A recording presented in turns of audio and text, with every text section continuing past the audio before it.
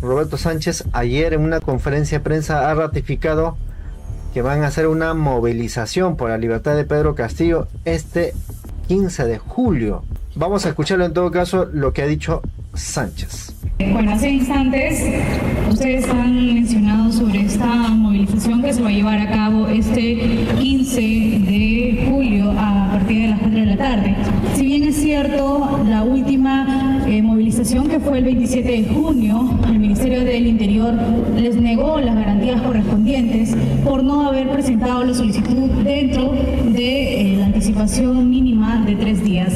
La pregunta es, ¿ya presentaron dichas garantías al Ministerio del Interior?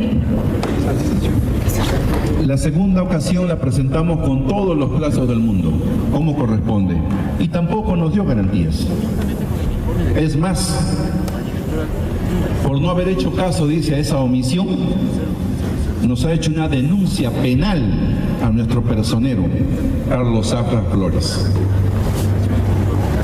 Pero nosotros actuamos en el marco de la Constitución y la ley. Y el libre tránsito es un derecho constitucional que su o no autorización no la va a limitar. Saldremos a movilizarnos como derecho constitucional, pacíficamente, porque es un derecho de los ciudadanos. De igual manera, se ha solicitado las garantías de ley que permitan pues un trabajo conjunto, como hemos demostrado nosotros que queremos hacerlo. Y en ese horizonte saldremos a esta jornada democrática el día miércoles a las 4 de la tarde. Finalmente, la última... Bueno, Miguel. Bueno, lo que dice Sánchez es cierto, pues, o sea, el derecho de la gente a establecer una marcha de protesta, a pedir la libertad de alguien que está injustamente encarcelado, son derechos inalienables, ¿no? O sea, eso no se puede criticar en absoluto, ya, para nada. El tema, en otra reflexión que hicimos la vez pasada, es si es que Pedro Castillo es quien debe comandar la oposición y aglutinar todo un frente de lucha, es si es que estuviera en libertad o aun cuando no lo esté, ¿no? Y ahí mi opinión es que el respaldo numérico a Castillo se dio en la primera vuelta, tanto en su elección en el 2021 como en la última elección de Sánchez, que fue en representación de Castillo prácticamente, a postular a la presidencia de la República, y en ambos casos se alcanzaron, creo que en el caso de Castillo, 17% de votos válidos, 14 de emitidos, y en el caso de Sánchez creo que 10% de votos emitidos y 14 o 13 de válidos. Entonces, yo creo que la lucha popular debe mirar, sin excluir a Pedro Castillo como figura, pero debe mirar más allá. Debe abrir fronteras para congregar a un mayor número de gente, que la vamos a necesitar en todo. Para construir un proyecto. Para construir un proyecto alternativo a lo que hemos venido sufriendo desde el 2016 hasta acá, y vamos a comenzar a sufrir sin duda, ¿no?, a partir de 28 de julio del 2026. Entonces, mi visión es que hay que abrir fronteras, hay que ser convocantes. La libertad de Pedro Castillo, en mi opinión, no es nada discutible, porque es algo que ya inclusive ha tenido el respaldo de un organismo técnico de la ONU, por si alguien tenía dudas, ya, pero eso no está en discusión, ¿no? La idea mía es que hay que trascender inclusive a ese hecho.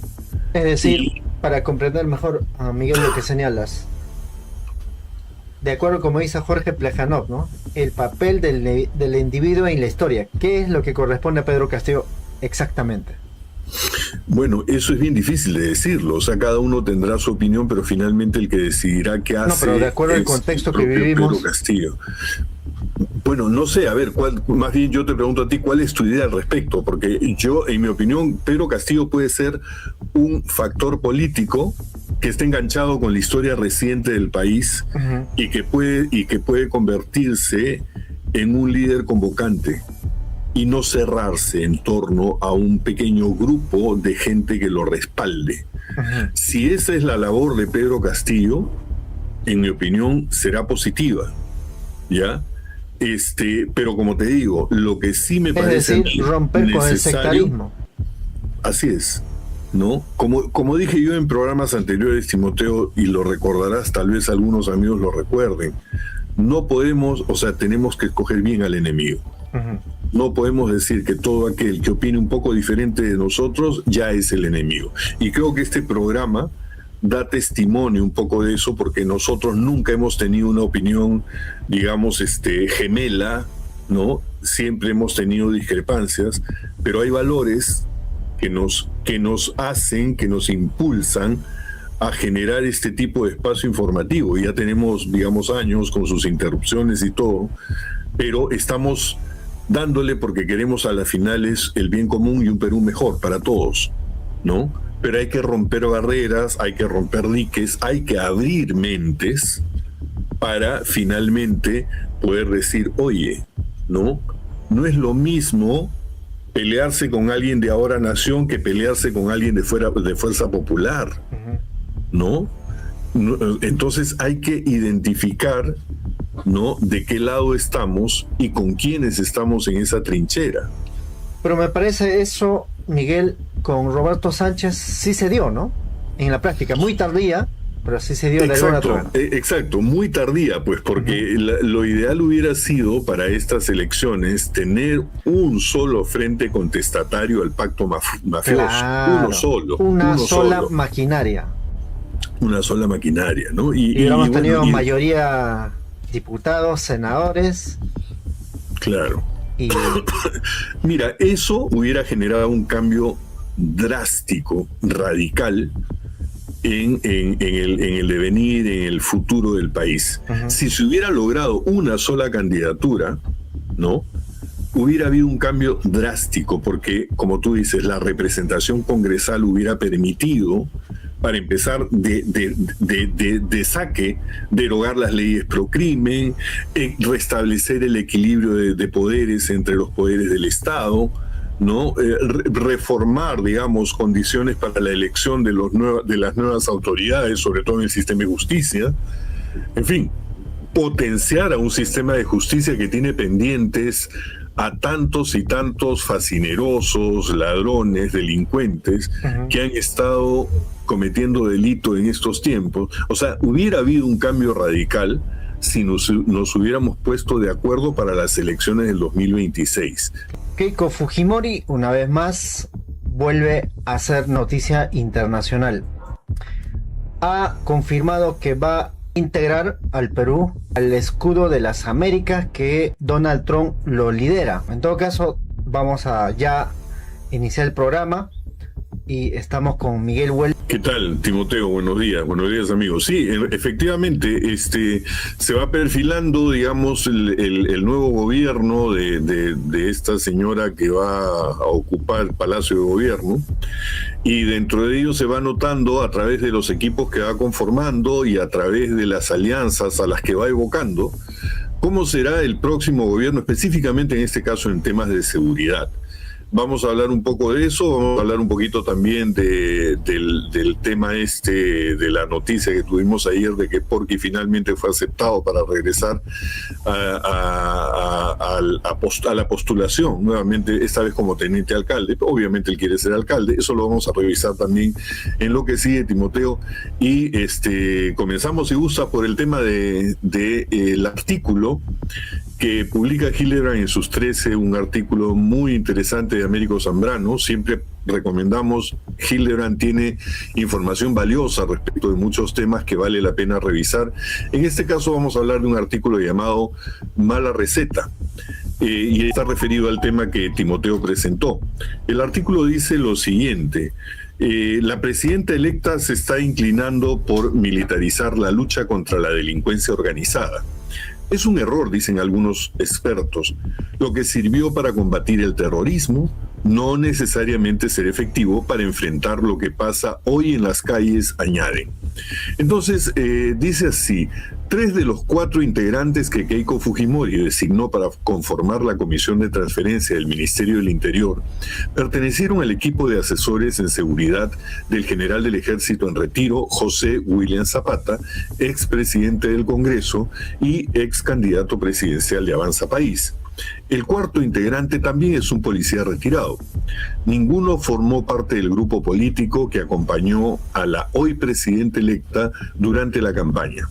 Se trata de los representantes encargados de recibir la información del gobierno saliente y preparar el cambio de mando de una de las carteras más sensibles del Estado.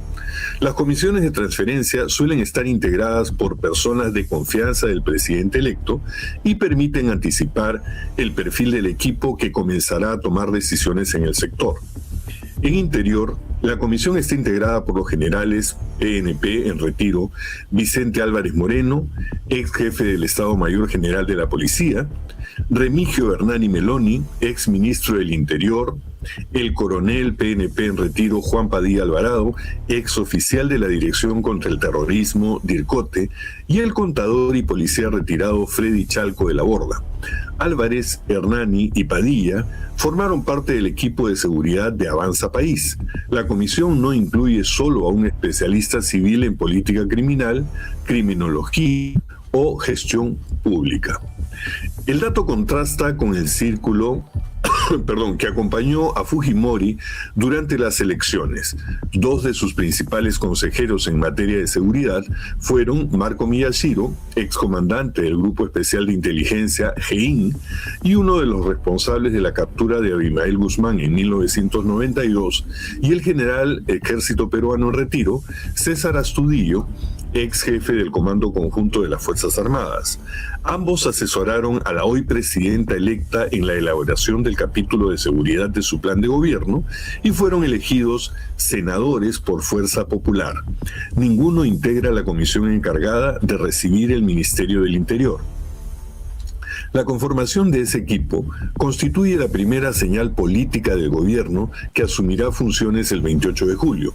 Antes incluso de nombrar a su ministro del Interior, Keiko Fujimori ha confiado la transición a un grupo integrado exclusivamente por policías en retiro, la mayoría vinculados a otra organización política. Uno de sus integrantes, el general Vicente Álvarez, fue acusado por la Fiscalía de haber formado parte del llamado Escuadrón de la Muerte, un supuesto grupo clandestino de oficiales y suboficiales de la policía acusado de ejecutar extrajudicialmente a 27 delincuentes entre el 2012 y el 2016. Según dos fuentes de Fuerza Popular consultadas por esta revista, la presidenta electa se inclina por designar a un militar retirado al frente del ministerio. Uno de los nombres más voceados es el del general Ejército Peruano en retiro, David Ojeda. Williams, que durante los últimos días fue mencionado como una de las opciones para el Ministerio de Defensa, tampoco ha salido del radar. En el Partido Naranja no descartan que termine vinculado al sector interior. Más allá de los nombres, la propia Fujimori ha empezado a describir el modelo de seguridad que quiere construir. En ese diseño, las Fuerzas Armadas ocuparán un papel mucho más amplio que el que tienen hoy. En una entrevista concedida al diario ecuatoriano El Universo, la presidenta adelantó que uno de sus primeros actos será solicitar facultades legislativas para enfrentar la inseguridad. Luego explicó cuál será el papel de los militares. Dijo, vamos a hacer una convocatoria de las Fuerzas Armadas para que en las zonas de emergencia y de mayor necesidad trabajen con la Policía Nacional en las cárceles junto con el Instituto Nacional Penitenciario. Serán convocadas en todo momento para recuperar la paz. Pero hubo una frase, ojo aquí, que terminó por revelar el enfoque de su propuesta. Hay una estrategia integral, pero sobre todo un equipo humano que demostró en los años 90 recuperar la paz y sobre todo una capacidad para enfrentar en ese momento al terrorismo, dijo a el medio El Universo. No es una idea menor. La presidenta electa planea apoyarse en dos pilares. un mayor protagonismo de las Fuerzas Armadas y la experiencia de quienes dirigieron la lucha contra Sendero Luminoso durante el gobierno de su padre, el expresidente autoritario Alberto Fujimori. La estrategia mira una vez más hacia los años 90. Los antecedentes ayudan a entender esa apuesta. Durante casi todo el gobierno de Alberto Fujimori de 1990 al 2000, el Ministerio del Interior estuvo dirigido por generales del ejército en retiro: Adolfo Alvarado, Víctor Malca, Juan Briones, César Saucedo, José Villanueva Ruesta y Walter Chacón. Hoy su hija busca repetir la misma fórmula. Hay un segundo referente que aparece en el discurso de la señora K. En la misma entrevista reveló que ha conversado con el presidente ecuatoriano Daniel Noboa y que espera seguir parte de la estrategia aplicada en ese país. Existen muchas similitudes en la problemática y por lo tanto espero que podamos compartir muchas soluciones, dijo Keiko. El gobierno de Noboa ha convertido a las Fuerzas Armadas en el principal instrumento de su ofensiva contra el crimen organizado. Declaró un conflicto armado interno, ordenó el despliegue masivo de militares en las calles, las cárceles y otros puntos considerados estratégicos y endureció el marco legal para mantener esa política. La apuesta, sin embargo, no ha conseguido estabilizar la situación en Ecuador. Aunque el gobierno reporta reducciones puntuales de homicidios tras algunas intervenciones militares, otros delitos como las extorsiones y los secuestros continúan creciendo sin control. Al mismo tiempo, organismos como Human Rights Watch y Amnistía Internacional han documentado denuncias por detenciones arbitrarias, desapariciones forzadas, uso excesivo de la fuerza y presuntas ejecuciones extrajudiciales durante los operativos militares. Militarizar la lucha contra la inseguridad es un craso error, sostiene a este semanario Carlos Morán, ex ministro del Interior. Mirarse en el espejo de Ecuador, con los pobres resultados que está obteniendo en la lucha contra el crimen organizado, no es recomendable. Ecuador tiene ahora la tasa de homicidios más alta de la región, advierte. El exministro amplía la comparación con el caso mexicano. Si vamos un poco más lejos, prosigue Morán, la militarización de la lucha contra el narcotráfico en el gobierno de Felipe Calderón de México, del 2016 al 2012, tampoco tuvo los efectos esperados. Los carteles de la droga se fortalecieron, ampliaron sus actividades delictivas y evolucionaron hacia otras formas inusitadas de violencia. No podemos repetir esas experiencias fallidas. Si lo hacemos, no habrá marcha atrás, advierte Morán. Las declaraciones de Fujimori no fueron una improvisación. El protagonismo que asigna a las Fuerzas Armadas también está plasmado en su plan de gobierno.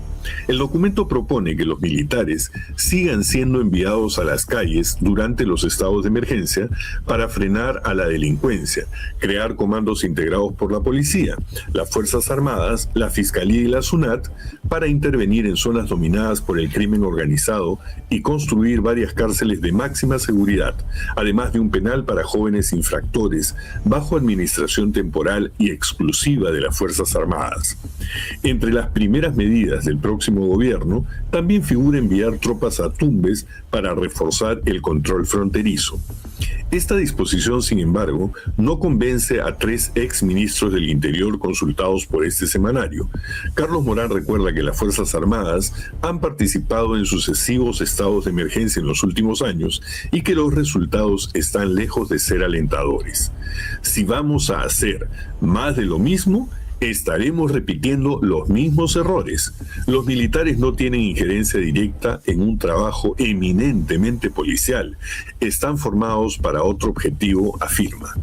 Durante el gobierno de Dina Boluarte se decretaron al menos 21 estados de emergencia que autorizaron el despliegue de las Fuerzas Armadas en apoyo de la policía en distintas zonas del país. Pese a ello, las extorsiones y los homicidios continuaron en aumento. El ex titular del Interior, Wilfredo Pedraza, considera que encargar a los militares la administración de establecimientos penitenciarios carece de sentido. No hay nada que las Fuerzas Armadas puedan hacer en un penal. No tenemos problemas de fugas ni de control perimetral. No veo en qué podrían contribuir, sostiene. También cuestiona la idea de que un militar retirado asuma la cartera del Interior. El ser militar no supone manejar correctamente estrategias contra la delincuencia. Un ministro del Interior necesita un gerente y un líder, señala. José Luis Pérez Guadalupe, ex ministro del Interior y ex jefe del Instituto Nacional Penitenciario, INPE, coincide en parte. Cree que las Fuerzas Armadas sí deberían asumir un papel más activo en inteligencia y control de fronteras, pero traza una línea cuando la discusión llega a los penales. ¿Qué tienen que ver los militares con la rehabilitación penitenciaria?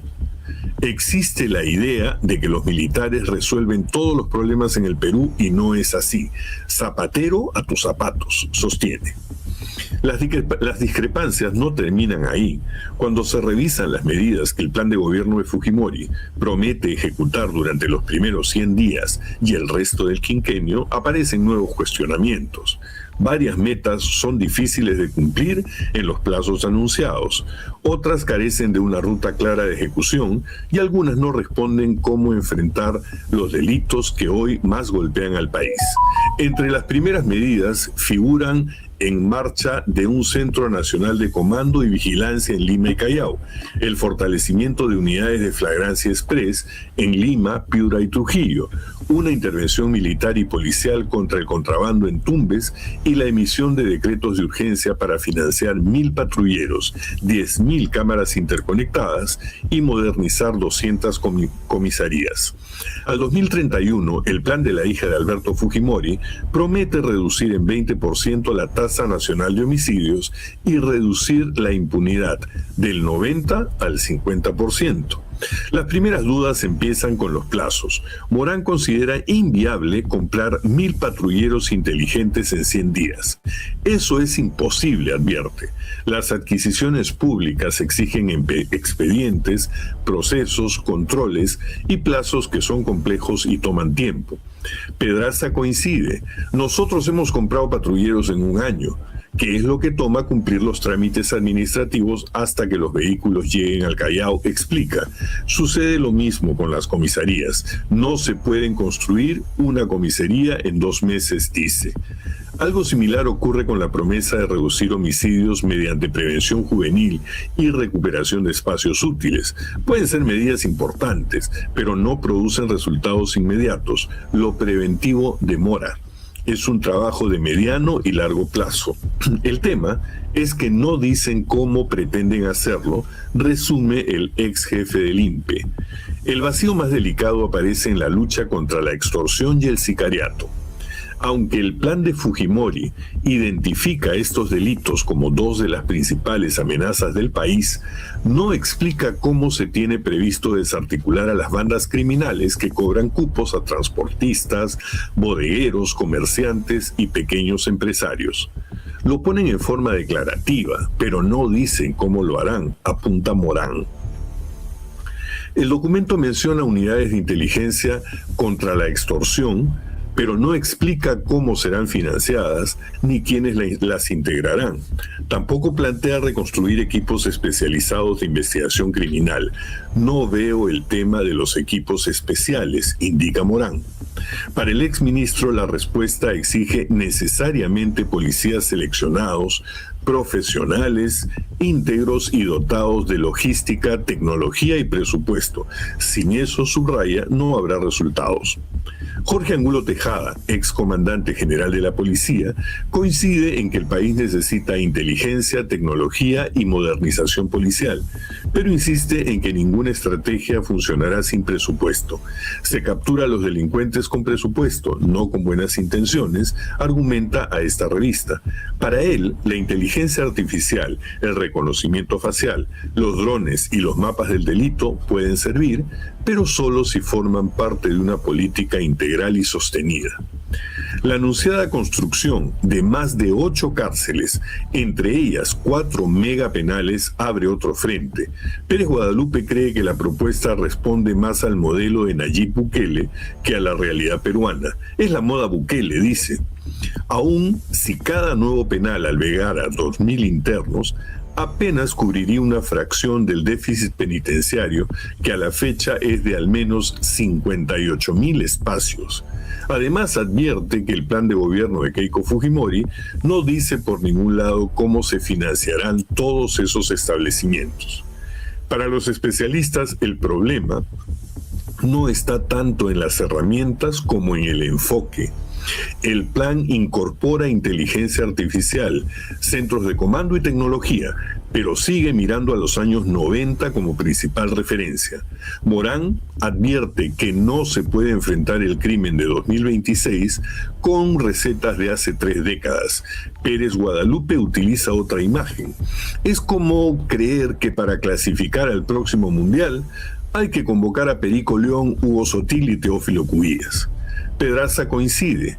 Trasladar la lógica antisubversiva al crimen organizado es un error de concepto, apunta. Este semanario confirmó que los 3 únicos asesores de la presidenta electa en materia de seguridad dentro del fujimorismo son el general PNP en retiro Marco Miyashiro, el general Ejército Peruano en retiro César Astudillo y el congresista Fernando Rospigliosi. Pero hay otra dificultad que el gobierno encontrará desde el primer día. Si Fujimori pretende frenar la ola de violencia durante su mandato, tendrá que empezar revisando las leyes pro crimen aprobadas durante el último Congreso y con el respaldo de su propia bancada. Esa es la paradoja, dice Pérez Guadalupe. Si Keiko Fujimori no revisa y no deroga sus leyes, no podrá luchar contra el crimen organizado. Todas esas leyes que su partido impulsó le van a jugar ahora en contra. El hechizo se puede ir contra el hechicero, sostiene.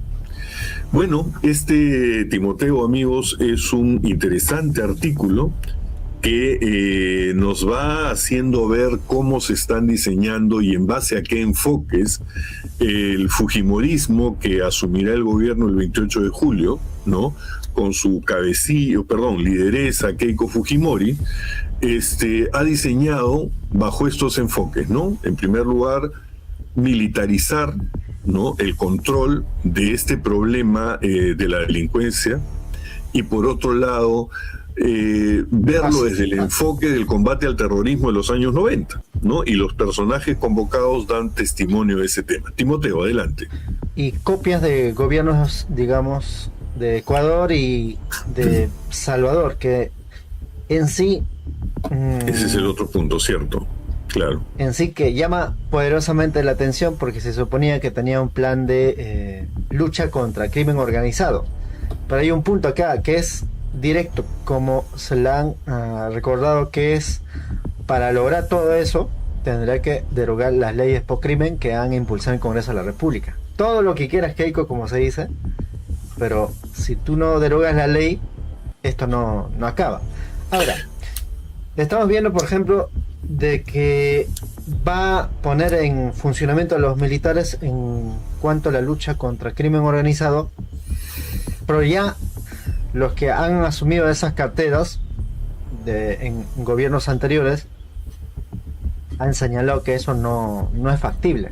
Por eso lo señala con toda claridad. El uso de los militares para la lucha contra el crimen organizado es una mala receta. Ahora, Miguel, hay una comparación deportiva que hizo, por ejemplo, me parece que es Carlos Morán, donde dice, mira, es como recurrir a los antiguos jugadores para jugar este mundial que ha habido, ¿no? Y el fútbol ha cambiado, eso lo sabe todo el mundo. Totalmente. Claro. Todo. O sea, la receta, desde ya vamos a ver cómo implementan, pero ya hay una intención de militarizar el país. Yo no sé cuál es la intención, pero más o menos entendemos a dónde apuntan, ¿no? Cuando un gobierno no tiene legitimidad, utilizan el pretexto de la lucha contra criminalidad, pero eso ya lo hemos visto en el gobierno de Dina Boluarte, Miguel. Claro, habría que apuntar, digamos, algunas características justamente en relación a lo que tú citas, ¿no? O sea, citar a los jugadores que fueron glorias en México 70 para afrontar este Mundial del 2026, por ejemplo, hubiera sido una locura. En el caso del escenario que tiene que combatir ahora, ¿no? Ha cambiado completamente. O sea, el tema del terrorismo, por ejemplo, se comenta, es un tema, digamos, de una organización delictiva jerarquizada, ¿no? Fanatizada normalmente con una sola cabeza. Se hizo la inteligencia correspondiente, eso fue producto del GEIN, ¿no? Se descabezó al movimiento, ¿no? Y a partir de ahí, con acciones de inteligencia, terminaron cayendo el resto de mandos de Sendero Luminoso. En este caso no estamos hablando de una sola banda, como le llamaban también en esa época, banda u organización terrorista, sino estamos hablando de múltiples organizaciones criminales y algunas de ellas inclusive dependiendo de organizaciones criminales foráneas, como el caso del Tren de Aragua, por ejemplo. ¿No es cierto? Múltiples. Entonces, Miguel, esa palabra múltiples, válido. Claro, entonces no puedes tener el mismo enfoque para combatir uno y otro fenómeno delincuencial. Así Por es, ejemplo, así tenemos, cuando hablamos múltiples, tenemos dentro de la Policía Nacional, tenemos dentro del sector militar, me refiero a bandas organizadas, ¿no? Que han sido incluso atrapados con, digamos, como se dice, con manos en la masa. Hace poco nomás salió un reportaje que un militar, en este caso me parece en Madre de Dios, que practicaba actos de corrupción, que finalmente promovía lo que quieren luchar desde el sector militar. Y hay un punto, hay leyes que llevan a que eso sea juzgado en fuero militar, y sabemos que entre ellos se van a proteger. Claro, ese es el otro fenómeno que hay que anotar y que es bien interesante. La corrupción policial también se ha incrementado. Entonces, ahora aparecen muchas más noticias de efectivos en actividad, no gente que se ha retirado o que estuvo antes en la policía, como era antes, ¿no? O sea, antes veía el señor, ¿no?, que alguna vez fue policía y que ya no es activo y se integró utilizando su conocimiento policial a una banda. No, ahora son policías en actividad. Sí. Los que están y han aumentado en número. Y como tú dices, ¿no? El tema de pasar el juzgamiento de estos delitos al fuero militar policial va a ser otro de los factores que le va a jugar en contra, como finaliza diciendo el artículo, ¿no? A las finales los hechizos se van a volver contra el hechicero, porque todas esas leyes pro crimen que también fueron llamadas leyes para la impunidad, justamente fueron dadas con ese sentido. ¿La impunidad de quién? De los congresistas. ¿La impunidad de quién? De militares que ya incurrían en... Bueno, propia impunidad de Keiko Fujimori, ¿no? Claro, o sea, ahí está en realidad la cabecilla de lo que significó todo el rollo de tomar la fiscalía, ¿no? Que ahora ya está completamente tomada con la incorporación de Víctor Raúl Rodríguez Montesa. Ya ahora la fiscalía está tomada en su totalidad por la mafia, ¿no? Por los cuellos blancos del puerto, etcétera, etcétera. Todo eso fue hecho, la colocación de estos integrantes del Tribunal Constitucional, todos fueron puestos precisamente para ahorcar la justicia y hacer pasar por agua tibia hasta que finalmente logró su exculpación, por lo menos momentánea, de Keiko Fujimori. Ahora ya que ya está proclamada como presidenta, va a tener un periodo de impunidad de 5 años de protección, donde prácticamente su caso, el juicio que no ha sido cerrado, es otra de las cosas que hay que tener claras. Ese juicio no se ha extinguido y tampoco se le ha absuelto, como la misma Keiko Fujimori dice, que el Tribunal Constitucional absolvió. Eso no es cierto. No. Ahora, en ningún momento el juicio continúa, pero está en este momento detenido. Ahora, entendiendo que la cabeza, a ver, ¿cómo se puede decir figurativamente? La cabeza plantea luchar contra crimen organizado pero que ella misma está involucrada en ese caso, y si es que la ley lo blinda a ella, y si es que retiramos la ley, ella cae. Definitivamente que sí, ¿no? Pero eso va a ser poner en reversa todas estas medidas que fueron asumidas prácticamente desde el 2022 finales hasta ahora, o inclusive durante el gobierno de Pedro Castillo. Ya el Congreso comenzó a tomar este tipo de medidas para crear esta impunidad, ¿no? O sea, todo el movimiento de la designación del defensor del pueblo, de la elección de los miembros de la Junta Nacional de Justicia, de los nuevos miembros, ¿no? De los miembros del Tribunal Constitucional, todo esto obedece a la misma lógica, es la lógica de la impunidad, ¿no? Entonces podemos caer en la conclusión de que todo lo que están planteando es una farsa que no va a tener ningún éxito, de acuerdo a las informaciones, las opiniones que han dado los exministros y exfuncionarios. Yo creo que sí. El tema, a mí lo que tengo duda es si Keiko Fujimori lo sabe, porque hay quienes dicen que mira, esta es su cuarta postulación al cargo de presidenta, y sin embargo denota una ignorancia en ciertos aspectos y en ciertos sectores que en realidad dan cuenta de que fue una persona que nunca se preparó para el cargo. O sea, estamos hablando de 20 años postulando, 20 años conectada con la realidad nacional, un periodo como congresista, claro, que no iba al Congreso y tampoco tenía mucha afición por enterarse de los temas, y pese a estos 20 años, lo que está asumiendo ahora como el diseño de sus políticas denota un desconocimiento muy grande realmente, ¿no? Bien. Por otro lado, paralelo a eso, Keiko Fujimori plantea integrar al Perú al escudo de las Américas. Esto lo ha dicho en una entrevista. Lo curioso, ¿no? Da entrevistas no a los medios peruanos, a pesar que lo apoyan abiertamente, sino que medios extranjeros como de Ecuador, de Colombia, y se han recogido algunas declaraciones que es vinculante al tema de hoy. Por ejemplo, dice aquí lo siguiente: Keiko Fujimori propone que Perú ingrese al escudo de las Américas, iniciativa de Donald Trump. Keiko Fujimori anuncia su interés en sumar al país a la coalición regional contra el narcotráfico y el crimen organizado impulsada por Estados Unidos. Entonces algunos medios también lo destacan como Expreso, que es pro candidata de, digamos, Keiko Fujimori. Ahí está, no, Keiko Fujimori plantea que Perú se integre al escudo de las Américas, apuesta por alianza regional contra crimen organizado. Es el pretexto. Pero muchos se preguntan, ¿pero qué es escudo de las Américas? ¿Qué es, Miguel? Por favor.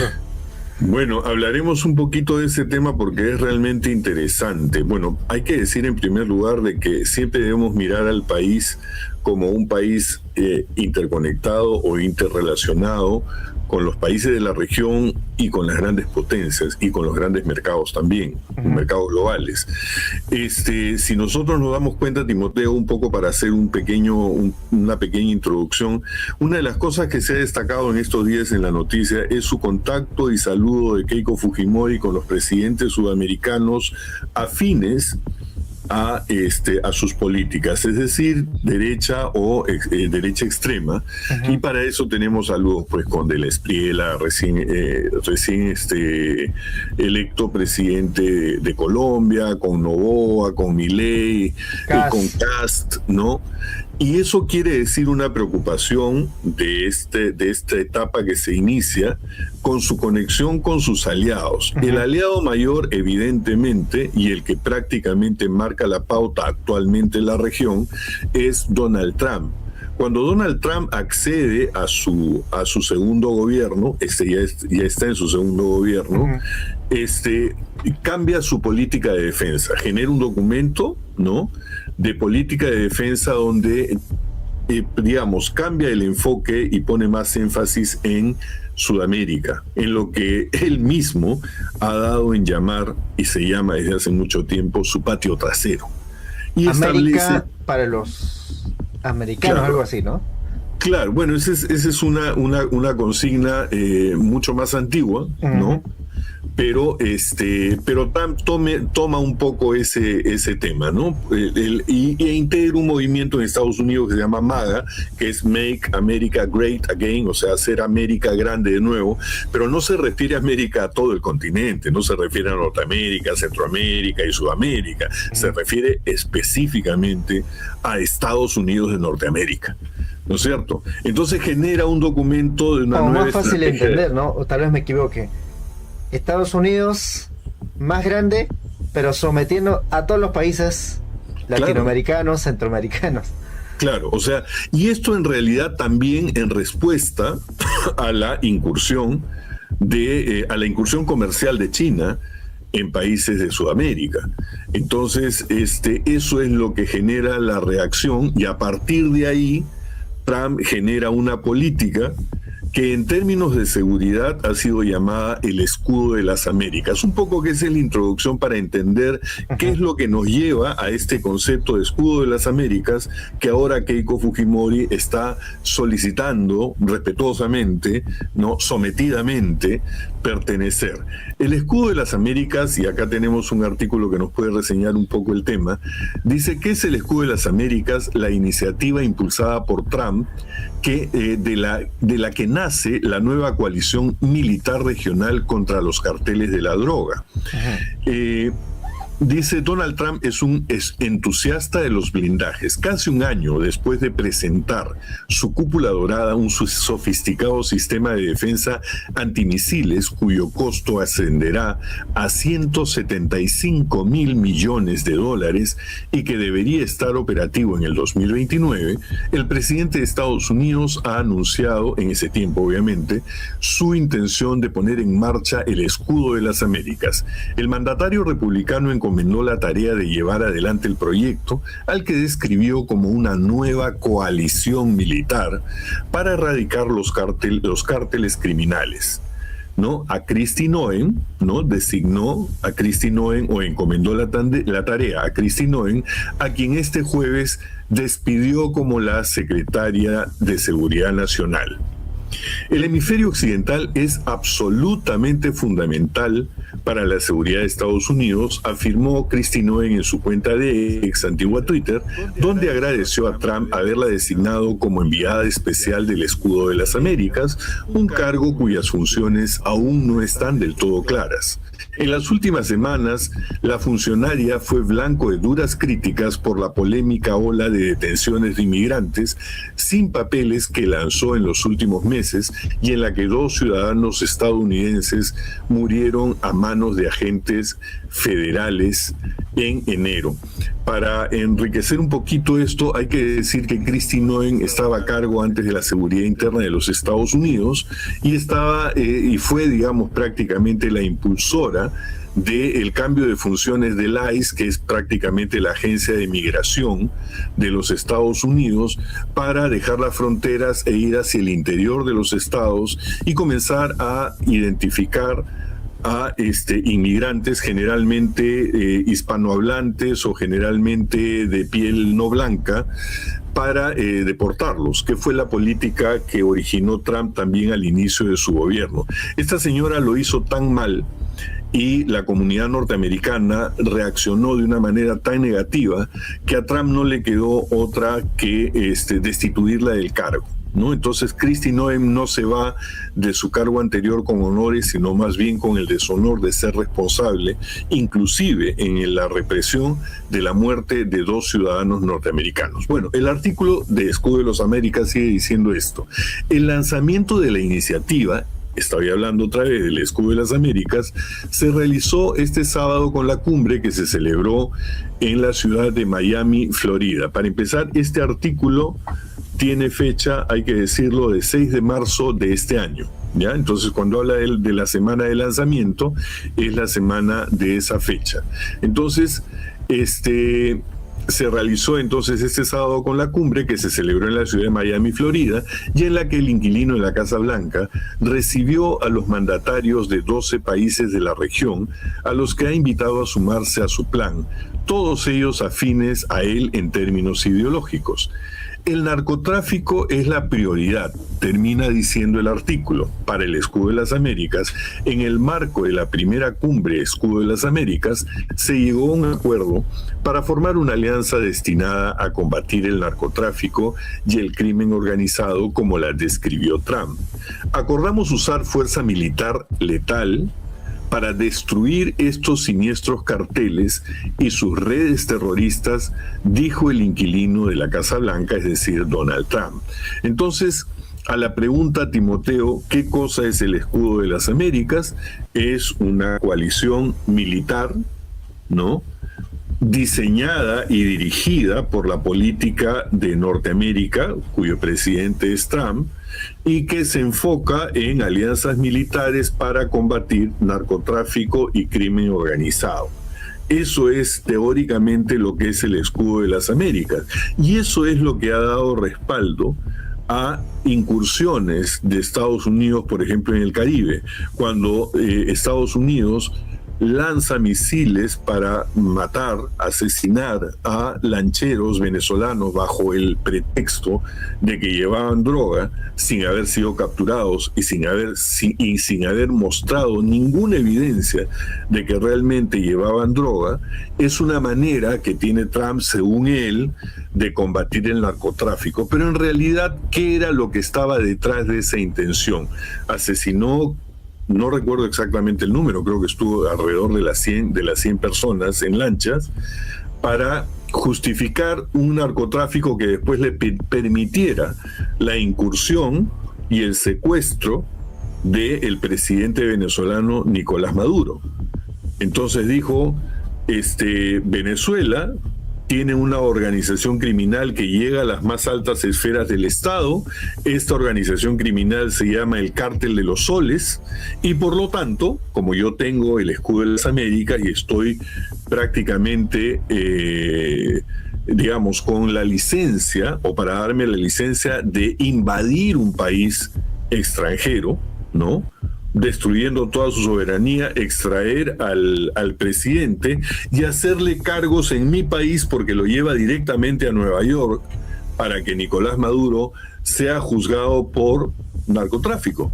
Resulta que ante la justicia norteamericana fue acusado de ser el jefe del Cártel de los Soles, pero la justicia norteamericana corroboró, confirmó que el Cártel de los Soles no existía más allá de una creación periodística. Es decir, no encontraron ninguna evidencia de que efectivamente Nicolás Maduro sea el cabecilla de esta organización criminal de narcotráfico. Cártel de los Soles. Del Cártel de los Soles, y finalmente tuvieron que anularlo como cargo, ¿no? Deben haber otros cargos por los cuales ha sido implicado, aparte del Cártel de los Soles, o en este caso evidentemente también hay una detención arbitraria internacional, ¿no? Porque en este caso se ingresa militarmente, se bombardea Caracas y las instalaciones donde estaba el presidente, donde se suponía que debía estar, ¿no? Se asesina a más de 100 integrantes de su guardia y se le extrae. Como digo, ¿cuál es la estrategia? En este caso es narcotráfico. En teoría estoy combatiendo al narcotráfico, no requiso, ni presento, ni capturo a nadie, simplemente los asesino, no muestro ni un gramo de droga, pero cumplo con mi objetivo político, que es tomar finalmente el petróleo venezolano, ¿no? Porque en este caso el pretexto es combatir al narcotráfico para acceder a un pacto con la presidenta, o con la segunda, creo que era vicepresidenta Delcy Rodríguez, ¿no es cierto? Lo somete. A un pacto con ella, lo someto, es más, la amenaza directamente, porque hay una declaración de Trump donde le dice, si es que ella no se alinea, le va a ir peor que a Maduro. Claro. ¿No? Inmediatamente se someten, y entonces Estados Unidos comienza a usufructuar del petróleo que produce Venezuela, y ese dinero simplemente va a las arcas de Estados Unidos. Bueno, ese es el escudo de las Américas al que Keiko Fujimori está pretendiendo pertenecer, ¿no? Todos los presidentes que se reunieron con Trump, bueno, son presidentes que están sometidos, que le abren las puertas. Noboa es un caso ejemplar, ¿no? Que pide que intervenga militarmente, que pongan bases norteamericanas dentro del Ecuador, etcétera, etcétera. Milei, ni qué decir, ¿no? O sea, Milei está sometido inclusive por lo económico, ¿no? Tecnológico. Y lo tecnológico también, y creo que por ahí nos tienes un pequeño artículo, Timoteo. Vamos dándole, adelante. Bueno, es nuevo, como dicen por ahí, el nuevo expansionismo estadounidense, ¿no? Tiene nuevo nombre y coordenadas, ¿no? ¿De qué se trata? En todo caso, vamos acercándonos justamente a eso, donde, por ejemplo, Canal Red ha publicado ese acá, a ver si lo vemos. Ahí está.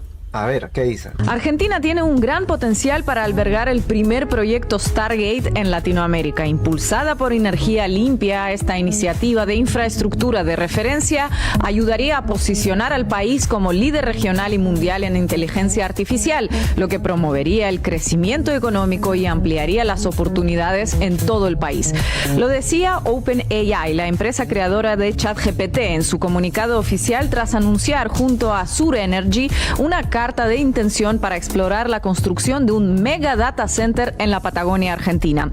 Y leído así, claro, suena maravilloso. Argentina entrando en la era de la inteligencia artificial con un gran impulso. Argentina convertida en líder regional. Argentina recibiendo una inversión de $25 mil millones.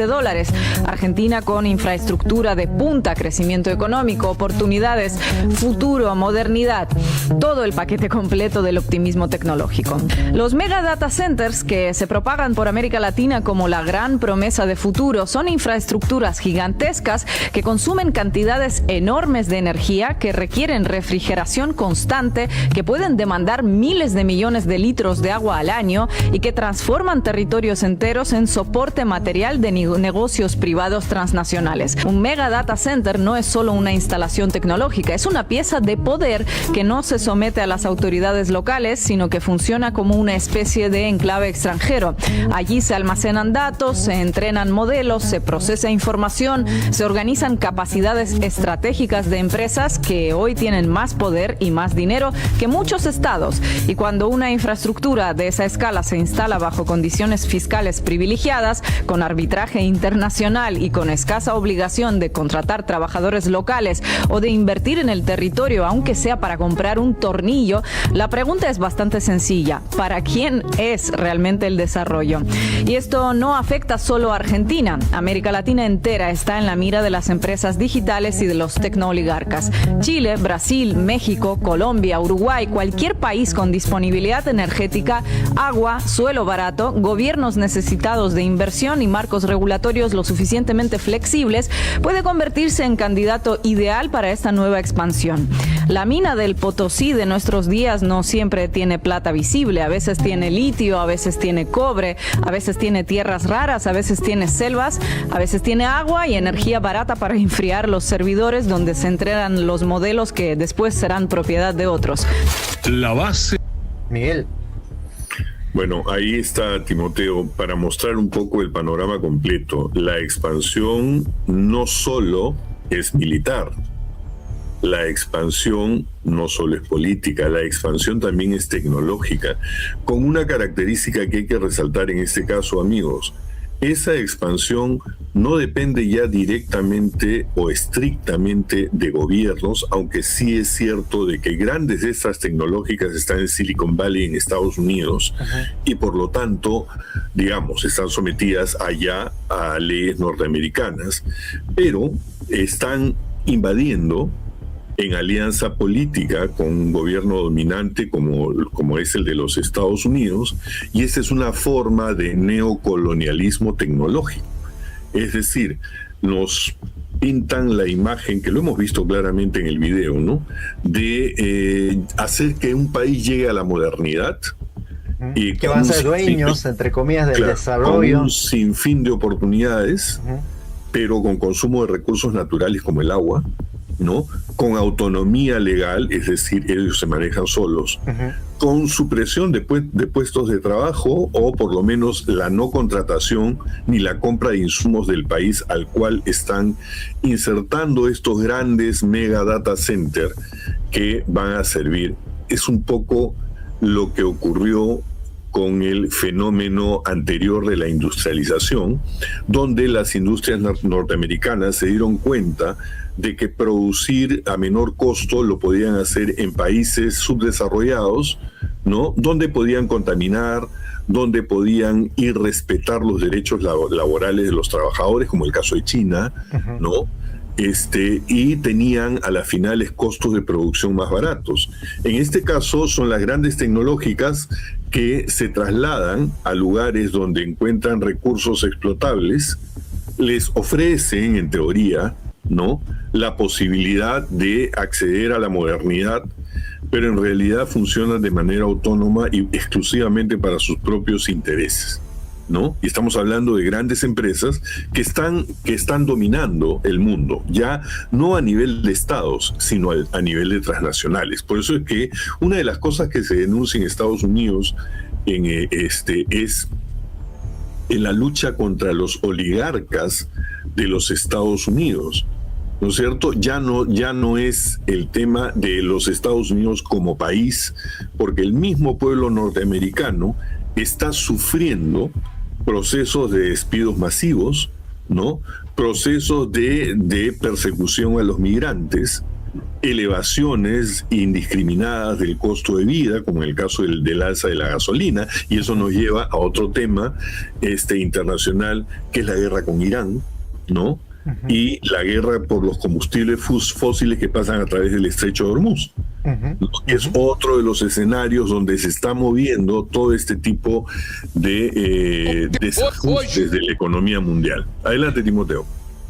Lula se ha registrado hace días atrás pronunciar un discurso, pero lanzándole el dedo acusador a nada menos a Estados Unidos. A ver si lo tenemos, el video, para ya ir de lo que pasa también en Medio Oriente. Hoje tem Twitter do presidente Trump, tem Twitter dele dizendo que ele vai desobstruir o Estreito de Hormuz. O Estreito de Hormuz é aquele canal entre o Irã e o resto do mundo, que o Irã não deixa passar navio com petróleo. Ele fez Twitter, Luiz Mercadante, dizendo que ele vai desobstruir. Mas cada navio que ele desobstruir, que ele tirar do estreito, o dono do petróleo tem que pagar 20% para ele. Isso antigamente chamava-se pirataria, não é isso? Antigamente isso chamava-se pirataria. Então, um Estado importante como os Estados Unidos, que eu acho que durante muito tempo combateu a pirataria, não bote agora a virar pirata. Não foi o Brasil que inventou a guerra com o Irã, foi? O Brasil deu algum tiro? Não. O Brasil matou alguém? Não. Foi ele que inventou essa guerra. Ora, e nós não podemos aceitar que a guerra provocada pelos Estados Unidos, dizendo que o Irã queria fazer arma nuclear, o que eu posso dizer que é mentira, porque eu estive em 2010 no Irã, eu estive lá com o Celso, com Ahmadinejad, junto com o presidente da Turquia, assinando um documento de que o Irã não iria produzir arma nuclear, ele iria enriquecer urânio para fins científicos, como o Brasil. Da mesma forma que inventaram que o Saddam Hussein tinha armas químicas e foram lá destruir o Iraque, cadê as armas químicas? Isso foi em 2004. Cadê as armas químicas, que já fazem 22 anos? Agora o Irã não tinha nuclear, nem tinha competência para fazer e nem ia fazer. Aí fez a guerra. Bueno, Miguel, Lula con todo, ¿ah? Sí, pues, pero en realidad solo está diciendo la verdad. Reseñando todo lo que ha sucedido. No es que esté anticipando algunas cosas, sino que, a ver, vamos entrando más o menos 2 escenas. Estados Unidos, en complicidad con gobiernos títeres, en este caso es lo que va a pasar con Keiko Fujimori, y con Milei hacen lo que se les ocurra, saquear los recursos naturales, ya hemos explicado. Pero hay gobiernos que no ceden a eso y le inventan guerras, le inventan que tienen armas nucleares y finalmente le declaran la guerra entre comillas, ¿no?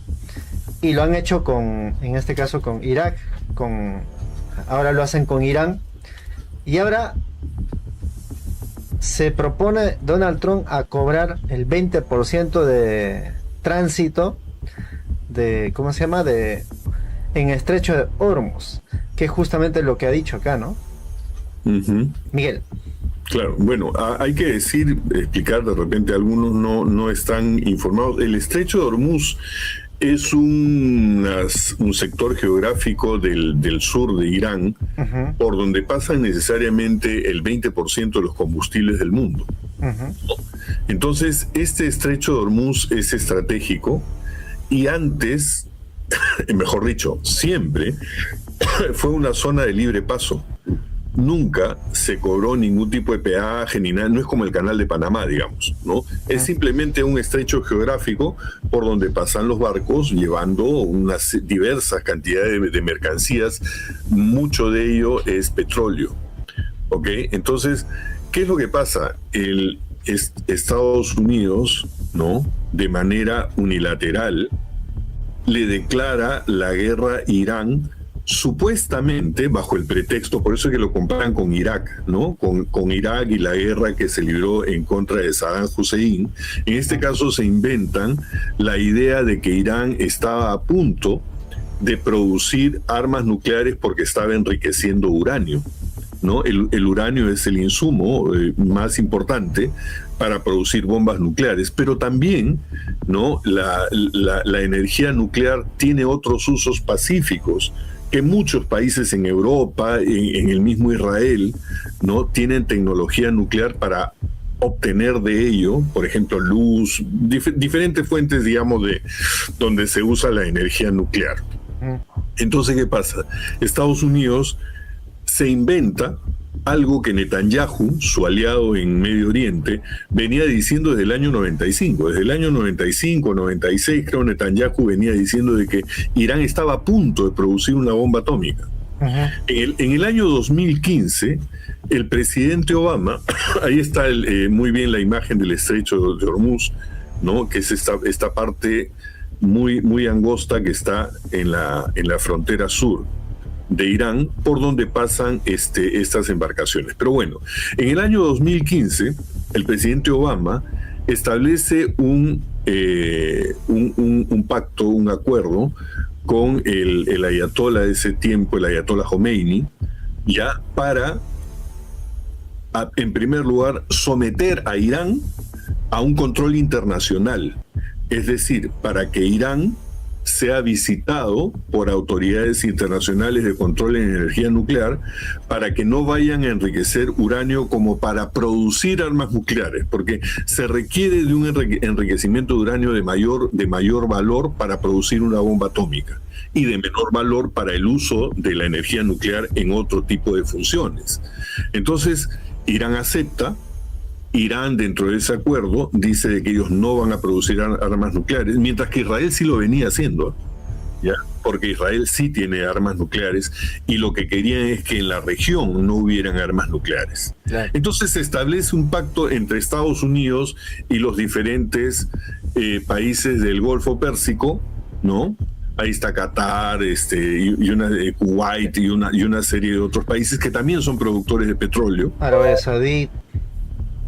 Saudita, para evitar, digamos, que el gran país, porque Irán es un gran país con más de 90 millones de habitantes, un territorio fabuloso, y muchos recursos, para que el gran país no vaya a generar hegemonía a partir de la producción de armas nucleares. Y entonces ellos firman el acuerdo para estar en paz. Uh-huh. Pero Trump ahora se inventa, y Netanyahu le sigue, de que Irán está a punto de producir un arma nuclear y decide atacarlo, ¿no?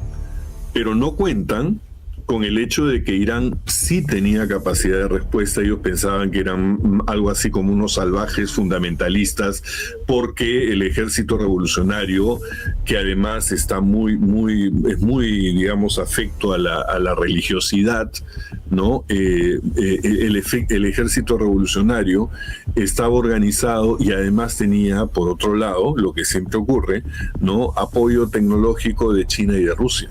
Uh-huh.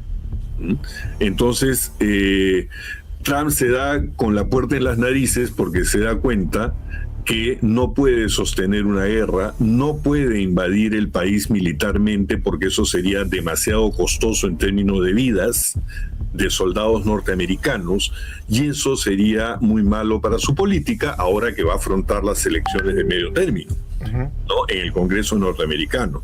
Entonces Trump se queda entrampado y comienza después de bombardear, comienza a establecer una serie de negociaciones con el nuevo ayatolá, que es el hijo de Jamenei, porque a Jamenei lo ejecutan el primer día del ataque, que era el nuevo ayatolá en ese momento. Entonces, ¿qué es lo que ocurre? Que se da un acuerdo, en Versalles se firma un pacto. Hace poco nomás. Hace poco, eso sí, hace unas 4 semanas o 3 semanas, no, algo así, ¿no? Y resulta que Trump se compromete a pagar $300 millones por los daños que ya había ocasionado, le da el control a Irán del estrecho de Hormuz y promete el cese total. ¿Por qué? Porque a Trump no le conviene esta guerra. Número 1, toda guerra en el Congreso norteamericano tiene que tener el aval del Congreso, ¿no? En Venezuela lo hizo sin pedir permiso, porque prácticamente el operativo que ellos llamaban operativo quirúrgico duró un día. Pero se dieron cuenta, ¿no?, que a diferencia de lo que Netanyahu les había prometido, esto no iba a durar 4 días, sino ya lleva, creo que, como 5 meses. Entonces sabe que el Congreso, ya Trump está fuera de la ley norteamericana, estableciendo una guerra, ¿no? Pero los iraníes no se someten, ¿ya? Estados Unidos sigue bombardeando. Irán responde a los países aliados de Estados Unidos en el Golfo Pérsico, y la opinión internacional cada vez le es más desfavorable, y la opinión internacional también, porque ya hay congresistas republicanos del partido de Trump que dicen: yo no me voy a quemar con este.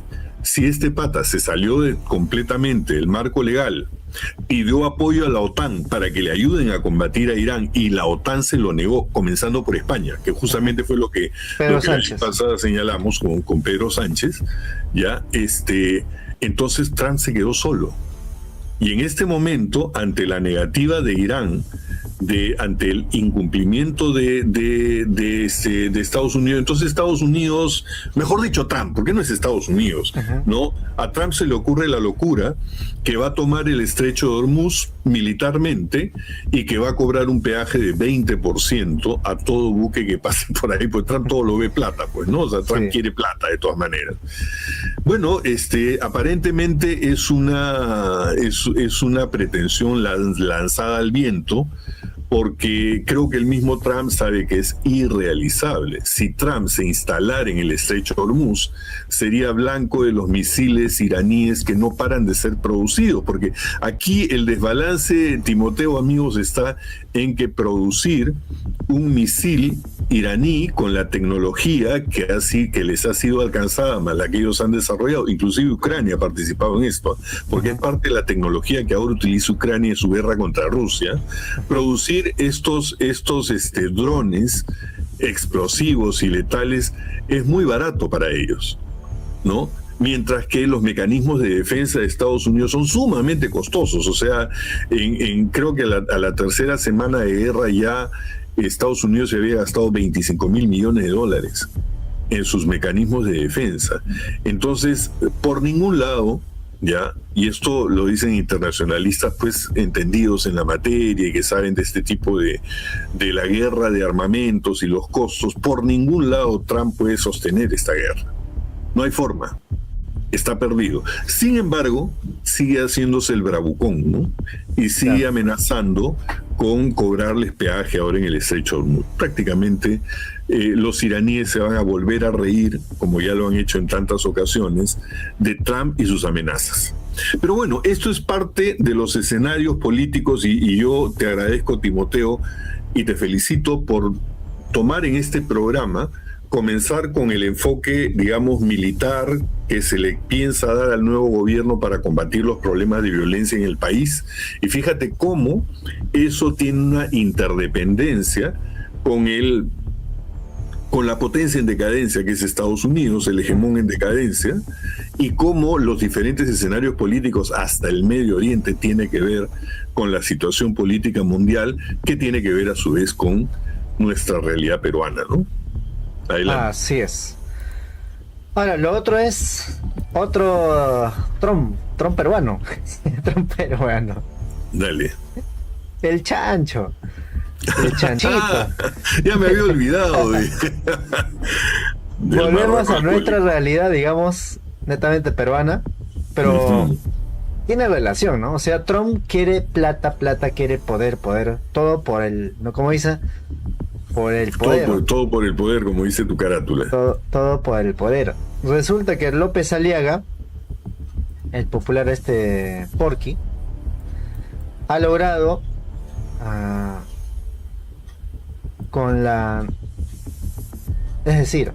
ha logrado que sus pretensiones sean viables, ¿no? Entonces se ha dado a conocer, por ejemplo, dice, el Jurado Nacional de Elecciones declara fundado el pedido de López Aliaga para seguir en carrera en su candidatura como teniente alcalde de Lima, pase a ser elegido como senador de la República por Renovación Popular. Entonces, ya los medios de comunicación han dado a conocer, y ahí está, ¿no? Último minuto. Hasta el Jurado Nacional de Elecciones ha utilizado su medio de comunicación para dar esa noticia, ¿no? Bueno, dice que es el miedo al Morrocoy. El Morrocoy tuvo resultados. Sí, pues, parece. Parece que sí. Y bueno, López Aliaga salió a celebrar. Ahí está. Oficialmente, a ver si lo ponemos completo. Oficialmente dice... En carrera. ¿Qué es lo que nos está diciendo Miguel explícitamente con esto? Bueno, para empezar, de la imagen que acabas de poner, lo primero que habría que notar es que el nombre que va primero es el de Porky, que vendría a postular como teniente alcalde, y el nombre que va de segundón es el de Luis Rubio, claro, que es en teoría el que va a ser el alcalde. Cuando debería poner Rubio y Porky. Obviamente, pues, porque quien va primero es el jefe. Claro. Y en este caso, Rubio sería el jefe de Porky. Claro. ¿No? Nada, esto es más de lo mismo. Instituciones sometidas, un jurado nacional de elecciones que no tiene los pantalones bien puestos, que desde que comenzó la primera campaña para la alcaldía de Porky, violó la neutralidad electoral en un montón de ocasiones, hizo propaganda electoral como postulante alcalde en ese tiempo Porky, antes de digamos, de que se inaugure y se convoque a la campaña electoral, y eso está regulado. O sea, nadie se puede ir por la libre y un año antes estar haciendo campaña a través de medios y todo lo demás, ya, porque eso es propaganda electoral que tiene que ser regulada por el jurado. Y sin embargo, Porky se saltó a la garrocha eso. Ahora ocurre que es elegido senador, ¿no? Y como senador, en realidad, lo que estaba haciendo era generar su imagen mediática para tener un efecto de arrastre, es decir, para colocar más gente, porque hay gente que ni siquiera sabe quiénes son los candidatos al Senado o a diputados. Simplemente ven, Porky, yo quiero Porky, me gusta su tren, me gusta el gordito como habla, en fin, y votaron por Porky, ¿no? Claro. Y con eso arrastraron a un número X de senadores y diputados. Y ahora Porky dice, no, ya no quiero, no, ya no me gusta. Así como prometió que iba a terminar la alcaldía, fue electo como senador y fue proclamado además por el Jurado Nacional de Elecciones. Y ahí viene el tema, ¿no? La primera discusión era quién, digamos, en qué momento una persona elegida llega a ser considerada como tal, ¿ya? Y ahí hay quienes decían que en el momento en que fuera proclamado, otros decían en el momento en que juramentara, y otros decían, no, desde el momento en que ha sido elegido. ya viene siendo senador de la República. ¿Por qué? Porque hay una ley que dice que el cargo de senador o de diputado es irrenunciable. Entonces, en teoría, según la ley, Porky no podría renunciar. Y ahora resulta que dicen que como no ha juramentado el cargo, entonces sí puede renunciar. ¿Ya?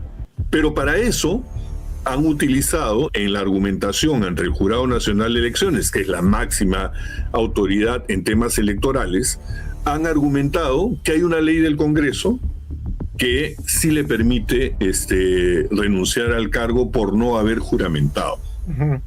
Lo cual es bien curioso porque traslada la decisión, ¿no?, respecto de temas electorales ya no al Jurado Nacional de Elecciones, sino al Congreso, que no le compete, porque el Congreso no es un organismo electoral, ¿no? Espero que se entienda la explicación, pero ahí está un poco el despropósito y la manera como Porky quiere hacer lo que le da la gana. Ahora, yo en el programa anterior yo te di mi opinión. Para mí, como el mandante es el pueblo, una persona es senadora o diputada desde el momento en que el pueblo emite su opinión. Ya está. Sí. Haya juramento. Imagínate que hay un terremoto en ese día y pongámonos en una situación hipotética en que después de las elecciones hay una gran tragedia y ya. Bueno, el señor ya fue elegido y puede funcionar como senador aún sin ser proclamado, aún sin haber juramentado, porque la emergencia, digamos, así lo exigía. Pero nadie va a desconocer que el pueblo ya había emitido una decisión. Y si el pueblo emite una decisión, nadie está por encima para suprimir esa decisión. Si el pueblo ya dijo, tú eres senador, ¿ya? Ninguna instancia ni institución, ni siquiera el Jurado Nacional de Elecciones, debería de ir en contra de la decisión popular. Y sin embargo, se han zurrado, se han embarrado, se han hecho... Y lo seguirán haciendo, ¿no? Por ejemplo, Sí. Miguel, la dinámica, a ver. Porky ganó las elecciones prometiendo que no iba a postular a la presidencia, porque consideraba, digamos, lo que decía... es...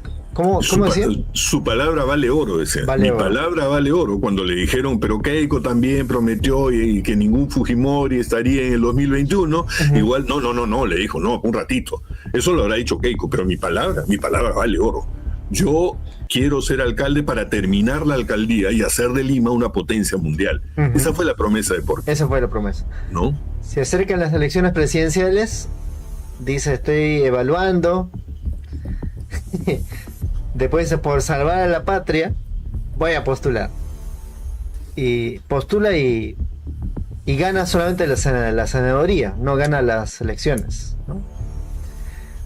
Y ahora logra ser elegido senador y salió, ya no quiero, ya no. Fraude. Y ahora vuelve A la alcaldía. como teniente alcalde, en teoría, para que Rubio renuncie y él vuelva a ser alcalde. Voy a ser alcalde. Y después viene elecciones para presidenciales y dice renuncio, porque. Dime si eso no es una burla. Bueno. Dime, o sea, si no es una burla, ¿qué cosa es esto? O sea, están jugando con la decisión de los peruanos hace tiempo, ¿ya? Y sin embargo, vamos a ver cómo le va en esta elección. Y tal vez le ofrecen la candidatura para ser presidenta del Congreso y dice, no, ya no quiero, ya. Ya no se sabe, pues, ya no se sabe. Porque como Claro. tiene el morrocoy de su lado, ya todo el mundo le tiembla, ¿no? El morrocoy tiene poder, realmente, oye, es que realmente, Timoteo, yo digo, ¿qué estamos haciendo de este país? O sea, ¿cómo permitimos que hay gente que vota por Porky? ¿Cómo puede ser que este señor se burla? ¿Ya? Se burla de los cargos, hace lo que le da la gana. Y sin embargo, siguen votando por Porky, ¿no? Pero no podemos decir nada porque tenemos aquí nomás el ejemplo de Keiko Fujimori, ¿no? Ha hecho destrozo y medio desde el 2016 con sus 73 congresistas y sin embargo Sigue. no solo pasó la valla, que yo esperaba que no pase, Claro. sino que con su ayudadita y todo terminó ganando la elección. No, Por pero lo menos a ahí nivel formal, entraríamos ¿no? ya a una discusión. Ah, no, yo sé, o sea, sabemos, lo hemos visto, lo- que no es legal. Lo que hizo, por ejemplo, ver, voy a citar lo que decía, por ejemplo. A ver, este congresista que fue 2016 a 2019 se llama, que es muy criticado y además, o sea, no se sabe a qué lado apunta. Este ex congresista medio peladito es de Apurímac, Arce, tal Arce. Claro, sí. Richard Arce. Richard Arce, sí. Ya. Él decía lo siguiente: mira, Keiko Fujimori es perverso, dice, ¿no? Ha modificado las leyes para justamente lo que estamos viendo pasar. Es decir, han lanzado que surjan varias candidaturas y en medio de eso aprovechó tener diputados senadores. Si es que se hubiera jugado con las mismas reglas que se desarrolló en el año 2021, es decir, solamente para un congreso, no lograba. Entonces, Sí. Lo que puedan hacer a futuro, dice, no se sorprenden que vienen otros tipos de perversiones, ¿no? Que decían no solamente quedarse 5 años, sino más años. Sí, pues ese es el problema y ya se está generando muy malos antecedentes o muy malos precedentes, como decíamos la vez pasada también. Uh-huh. Ya hay identificados por lo menos 20 casos de alcaldes que están poniendo a sus familiares, Claro. ¿no? Y ellos están yendo también como tenientes alcaldes para después hacerlos renunciar, y la propia Keiko Fujimori se dice que puede de repente animarse a ir en una plancha, que fue lo que hizo Bukele, pues finalmente ese es el ejemplo de Bukele. Cuando Bukele termina su primer periodo, Claro. modifica la Constitución para dejar a un encargado de la presidencia por 6 meses, Uh-huh. ¿ya? O sea, a Bukele le faltaban 6 meses para cumplir su mandato, o 3 meses, no me acuerdo bien. Uh-huh. Él renuncia, pone a un fantoche de presidente de la República, y después él va a la reelección aduciendo de que él no era el último presidente, sino el que él había puesto 3 meses en el cargo. Y entonces Bukele, en teoría, y habrá quienes defiendan en El Salvador este tema, en teoría no se ha reelegido, ¿ya? Pero la verdad es que sí se reeligió. ¿Por qué? Porque él agarró y renunció y puso a un X ahí en la presidencia de El Salvador. Ahora ya Bukele transformó la Constitución y ya se puede reelegir indefinidamente. Y no nos sorprenda La interpretación que ese sea, auténtica. claro, y no nos sorprenda que ese sea el camino que siga Keiko Fujimori, que es parecido a lo que está haciendo Porky ahora, ¿no? Claro, porque ya se han acostumbrado. Pero ¿no? lo permitimos, pues, Timoteo, lo permitimos. Los peruanos permitimos que hagan este Miguel, tipo de no, cochinada. los peruanos no permitimos, sino mira. Pero mira, Timoteo, mira, a la final pero es Miguel. Ahí pa. Ya, bronca. La Comenzamos bronca. la bronca. Mira la figurita. No, yo sé, y en realidad sí estamos de acuerdo. O sea, abrumadoramente el Perú, el territorio peruano, no favoreció a Keiko Fujimori. Territorialmente es un escándalo, como lo muestras tú en la figura, Ajá. ¿ya? Pero sin embargo, de facto, va a ser quien ocupe el cargo. Va a Por ser 5 años. alias la presidenta. Alias la presidenta, exacto, ¿ya? Ujú. Va a ser quien ocupe el cargo por 5 años. Por eso decimos, a las finales, lo permitimos, pues, ¿no? Lo permitimos con nuestro voto, porque de alguna manera, como conversábamos ayer por la noche, la idea era que Keiko Fujimori y el fujimorismo ni siquiera pase la valla, Ujú. ¿no? Porque no se lo merecían por todo lo que habían hecho. Porky prometió potencia mundial. ¿Y dónde estamos como alcaldía? No, ahorita uno va a San Juan de Urigancho, vas a la piscina, la playa que prometió, con olas, con delfines. Claro. No hay ni muy ahí. Cucaracha, ¿no? Cucaracha. Sí, pues. Por eso digo, o sea, por eso es que creo yo, Timoteo, que estos programas son muy importantes, pero Sí. no solo para que la gente nos escuche, sino para que la gente discuta, opine comparta, genere diálogo y diga, oye, ¿qué estamos haciendo? No, hay un caviarón ahí que dice que estamos apoyando a Porky, pero Timoteo sí lo aclara y le dice, no es así, mira el Perú, mira el mapa. Sí, pues, pero conversen, discutan, reflexionen, porque nos está llevando a la trampa, como decían mis abuelos. Claro. ¿No? Nos está llevando a la trampa, o sea, nos estamos cayendo por el precipicio y ni cuenta nos damos. Por ejemplo, mira la tramposería del fujimorismo, ¿no? Dice, Fuerza Popular apoyó la aprobación de 36 leyes que provocaron un gasto de más de 100.000 millones de soles. Y eso hay que recordar, ¿cómo? Aumento del sueldo para Dina, aumento a los magistrados, bono para policías, aumento para magistrados de TC, aumento de sueldo para congresistas, la bicameralidad, las obras que nadie fiscaliza. Pero hay un tema aquí. La tramposería sigue. Porque ahora han cambiado las leyes para favorecer y que va a decidir ahora Keiko Fujimori. Si antes lo manejaba eso en el Congreso de la República, ahora lo va a manejar desde Palacio de Gobierno, porque va a depender mucho del Ministerio de Economía y Finanzas. ¿A qué voy a eso? Miguel, no sé si la tenemos la opinión que dio en este caso Glaser. Tú más o menos nos contextualizas lo que ha dicho y lo que agrega en este caso Pedro Franque, ¿no? Pedro Franque también ha dicho algo que nos permite comprender las maniobras o la tramposería del fujimorismo. Claro, Glaser es un periodista de IDL, de un programa también recomendable que es No hay derecho en las mañanas, y YouTube se puede ver.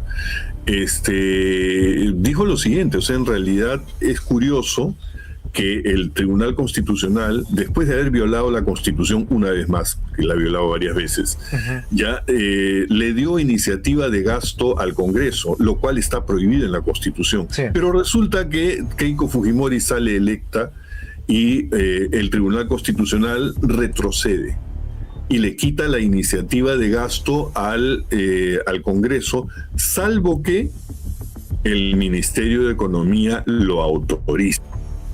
¿Ya? Y esto tiene pues su trampa, porque ¿qué pasaba? Cuando Keiko Fujimori dominaba el Congreso, se aseguró de poder hacer gasto público a través del Congreso, y por eso fue donde su Tribunal Constitucional y les hizo emitir esa disposición donde le otorgaba iniciativa de gasto al Congreso. Pero ahora que Keiko, para empezar, se ha creado el forado fiscal que tú has puesto en el titular de la República, 1.100 millones de soles, ya en este corto periodo, digamos, en que el Congreso tiene iniciativa de gasto. Y ahora, ¿qué pasa? Como Keiko Fujimori pasa a ser titular del gasto público porque es la presidenta del Ejecutivo, ¿no? O va a ser la presidenta del Ejecutivo, entonces Keiko Fujimori dice, no, ya no, que el Congreso ya no gaste, yo no más voy a gastar, este pechito va a gastar. Ya no se preocupen, yo me encargo del gasto. Y bueno, ahí habrá que ver cómo se gastan los fondos públicos, pero ha retrocedido el Tribunal Constitucional ante el forado fiscal que ha dejado esta experiencia de darle iniciativa de gasto al Congreso. Eso en tiempos anteriores y antes de la Constitución del 78 era posible, y justamente de 78 a 79, ya no me acuerdo bien el año, 79, ¿no? Pero justamente se restringió al ver que prácticamente las arcas eran asaltadas desde el Ejecutivo y desde el Legislativo, ¿no? Ahora que Keiko Fujimori ve que se ha generado un gran forado en la caja fiscal, entonces ahora hace que su TC retroceda y le dice, TC, ¿sabes qué? Ciérrame este caño, porque ahora yo soy quien va a gastar las cosas. TC es confeccionista a la medida, ¿no? A la medida, pues lo que pide la cabecilla, eso es lo que hace. Pedro Franque dice sobre esto, Miguel. A ver, veamos. Ahí tenemos en la pantalla. Ya, un segundo, ya. Ok, Pedro Franque dice sobre la reciente decisión del TC sobre la iniciativa de gasto. Mientras el fujimorismo tenía poder en el Congreso, hicieron que el Congreso tuviera el poder.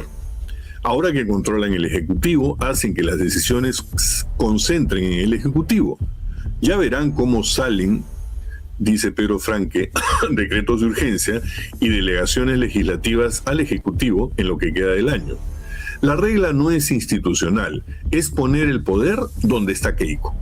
Si el 2031 el fujimorismo pierde las elecciones presidenciales, pero retiene fuera en el Congreso, el TC cambiará la regla de nuevo. No hay ningún pudor. Los mismos integrantes del Tribunal Constitucional que permitieron la iniciativa de gasto del Congreso, ahora aprueban lo contrario. Dudo, termina diciendo Pedro Franque, dudo que podamos llamar a eso democracia. Eso es dedocracia. Y tiene razón, ¿no? Y parece mentira, pero Rosa María Palacios también ha acompañado ese comentario, diciendo además de que estos señores del Tribunal Constitucional merecen una acusación constitucional por ese motivo. Ajá. Por haber violado la Constitución, ¿no? Y puede haber un antejuicio y levantamiento de fuero, o finalmente pasarlos directamente al Poder Judicial para que sean juzgados, porque han originado una pérdida de miles de millones de dólares al país, ¿no? Eso es robo descarado, ¿no? Sin ningún tipo de control. Así es. Uh-huh. Keiko Fujimori y Acuña se han vuelto a encontrar otra vez, los viejos aliados del Congreso. Resulta que ha dicho ahora que... No, Acuña ha dicho que ahora sí es el momento o la oportunidad para convocar gente preparado. Preparado, ¿no? Gente que esté a la altura. ¿Preparado para qué será? Tan preparada como Acuña y con la misma altura de Acuña. Ajá. ¿No? Keiko está llamando a Grosso, a Carlos Spa, a César Acuña, como decían ayer en un programa de William Zapata. O sea, están volviendo los mismos, ¿no? Los por estos no, son toditos los que está llamando Keiko. Sí. ¿Ya? O sea, tanto se gastaron haciendo una campaña diciendo no voten por ese, no voten por este. No, todos los están llamando. Todos somos hermanitos, vamos a gobernar. Vengan, yo acá les doy su tajadita de torta y ustedes me respaldan. Claro. Ese es el respaldo que está buscando Keiko Fujimori. En la misma mafia que ha venido operando durante todos estos años en que ella no estaba en el Ejecutivo, ¿no? Eso es lo que está haciendo. Es lo que está haciendo. Mientras tanto, los pelícanos y las aves marinas está alertando algo que estamos dejando de tomar en cuenta. Se dice que el fenómeno del Niño es, digamos, ya palpable, ¿no? O sea, por ejemplo, en este momento, entiendo yo, Miguel, de acuerdo a la experiencia que se ha vivido, estamos en invierno ya. Claro. Pero resulta que el calor es como en verano. Sí, claro. Y los pelícanos... Con temblor incluido. Con temblor incluido. Y los pelícanos pidiendo comida. Sí, pues. Lo que están dando a conocer es que al registrar ese fenómeno del Niño, ya los peces ya se fugaron a otro lado, ¿no? A buen resguardo. La temperatura ya se elevó, creo que cerca de 5 grados en el mar, donde habitualmente los pelícanos pues obtienen su alimento. Uh-huh. Y al no haber esos bancos de peces que ya migraron hacia otras zonas, los pobres pelícanos se quedaron sin comida, ¿no? Y entonces ahora están ahí en plan mendicante, digamos, ¿no? Por obtener comida. Y eso va a llegar para nosotros, ¿no? Claro. La cadena alimenticia se rompe y el fenómeno del Niño está comenzando recién. ¿Ya? Se dice que va a llegar a su pico más o menos en diciembre, me pareció escuchar eso. O sea, vamos a tener un fenómeno del Niño que ya comenzó y que está largo. Y que de alguna manera va a ser una prueba de fuego también, ¿eh? Porque a ver, prueba de fuego para el pueblo peruano porque arriba, Que o es el- sea, que es alias el que la lo va- que presidenta, es el que lo va a sufrir, ¿no? alias la presidenta, va a ser un festín. O sea, a ver, Miguel, la señora Iguche denunció en pleno, digamos, del niño, también fenómeno del niño, donde la familia Fujimori robaba, pero en sus anchas, ¿no? Sí, pues. Y aquí no dudo que van a desaprovechar, ¿no? Lamentablemente es lo que parece ser, ¿no? O sea, si contamos, por ejemplo, que los equipos de transición que han designado, la mayoría son prontuariados y vienen de diferentes otros partidos que han estado en el Acá Congreso. hay un comentario también, Miguel. No sé si Sí, dice, no solo el fenómeno del niño, la contaminación. Hay videos de pescadores que señalan contaminación de mineras. ese es el También. otro fenómeno. Claro, ese es el Tala otro de fenómeno. árboles, la minería ilegal, la desforestación en la selva. Lamentablemente el ser humano atenta contra su propia casa, ¿no? Esa es la lamentable conclusión a la que uno debe llegar. Y por más esfuerzos de organizaciones ambientalistas, los gobiernos, que como decíamos en comentario anterior, ya no solo son los gobiernos, sino son las transnacionales que con sus grandes capitales, ¿no? manejan todo, y finalmente lo que les importa es el lucro, ¿no? Les importa muy poco el planeta. Eso comienza desde que se habló por primera vez del cambio climático, ya hace 40 años, me parece. Ya, entonces, no aprendemos, ¿no? Como dicen, el ser humano a veces es el único animal que se tropieza varias veces con la misma piedra y no se da cuenta, ¿ya? Y en realidad somos muy poco conscientes que tenemos que cuidar nuestro ambiente, pero comenzando desde las cabezas de quienes manejan, ¿no?, la política productiva y las interacciones entre los países, ¿no? En Europa son bastante más conscientes que otras regiones, y por eso están cambiando su matriz energética, están tomando fuentes de energía sostenibles, no contaminantes.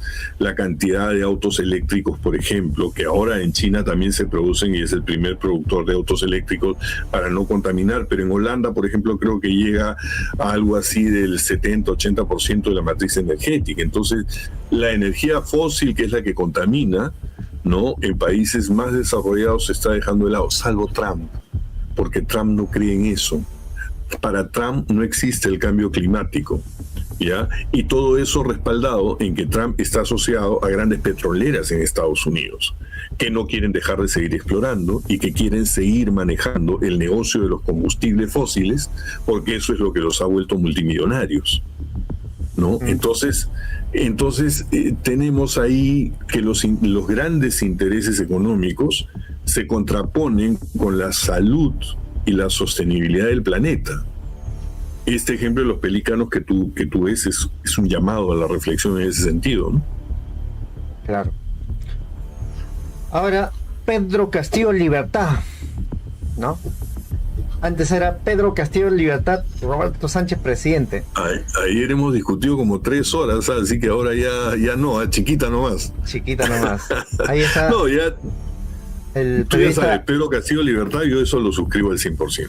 O sea, yo sí creo que debe estar en libertad. dice, lo tomaron la palabra. El presidente José Balcázar recomendó a los que piden la gracia presidencial del expresidente, dice Pedro Castillo, que coloquen la recomendación del grupo de trabajo de la ONU que pide libertad de Castillo por considerar su detención arbitraria, dicho y hecho, y muestra documento, ¿no?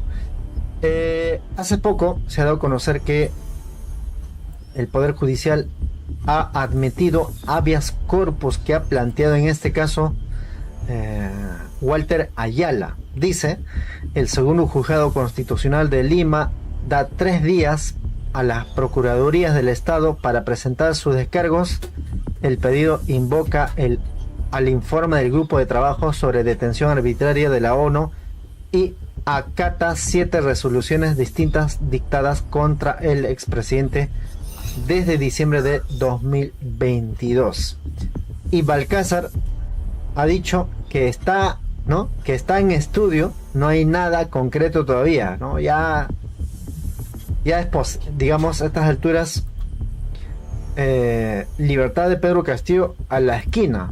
Pero como sabes, Miguel, varios opinólogos han dicho esto no tiene efecto vinculante, que esto no es nada, pero han sacado portadas diciendo no,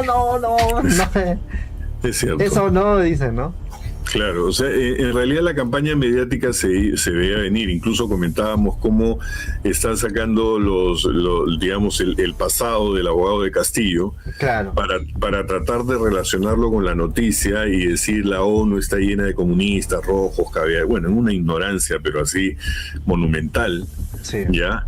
Porque no tienen otro argumento, pues. O sea, en realidad no hay otro argumento. Lo que ocurre es que aquí hay un grupo de trabajo que ha analizado detalladamente, lo vimos en un programa anterior, ha generado un documento de cerca de 20 páginas, donde califica, es una opinión técnica, no es política, ¿no? Es una opinión técnica que ha hecho un análisis del hecho y llega a la conclusión de que la detención de Pedro Castillo ha sido arbitraria y que debe ser puesto en libertad inmediata y hasta reclamar reparación civil. Sí. ¿Ya? O sea, ahora resulta que todos, inclusive abogados, porque ahí se le ha consultado a García Topa, a Nakazaki, en fin, a Quiroga, todos estos abogados, digamos, a sueldo del fujimorismo, que declaran sí, pues que eso eso no significa nada, que uno no tiene por qué hacerles caso y que no es vinculante y todo eso, ¿no? O sea, pero se sabe que somos parte de una concertación de países en el mundo y que la opinión técnica de ese organismo que congrega a todos estos países no es un mandato, no es una orden, no es de cumplimiento obligatorio, pero tiene un peso político importante. Ajá, eso es. Que debería de ser respetado, ¿no? Que debería de ser acatado. Ahí está, por ejemplo, hasta Renzo Reyardo, en desacuerdo de un posible indulto a Pedro Castillo, dice, sería gravísimo. Bueno, pero Renzo Reyardo pues ya ha demostrado problemas neuronales severos, ¿no? O sea, el tipo es el segundo, imagínate, ¿no? Si Porky está medio tocado, ya Renzo Reyardo es su segundo, es su chupe, ¿qué vas a hacerle caso pues a su opinión, no? Claro. ¿Qué ha dicho Walter Ayala? A ver si tenemos tweets. Ahí está. A ver, vamos a sacarlo un poquito más. Walter Ayala en su cuenta de Twitter ha dicho: el Poder Judicial ha admitido a trámite el habeas corpus a favor del presidente Pedro Castillo. El abuso debe terminar. La ONU declaró arbitraria su detención y exige su inmediata libertad. ¿Y qué más ha dicho? Entrepuesto habeas corpus. Bueno, la respuesta. Ya vamos a ver qué sucede, pero las puertas para la libertad de presidente Castillo, digamos, está ahí. Ahora la pregunta es, Miguel, ¿a Pedro Castillo le conviene estar libre en este momento donde va a haber marchas? Incluso, a ver, quiero terminar con el tema de Pedro Castillo, porque también Roberto Sánchez, ahí está, Roberto Sánchez ayer en una conferencia de prensa ha ratificado que van a hacer una movilización por la libertad de Pedro Castillo este 15 de julio.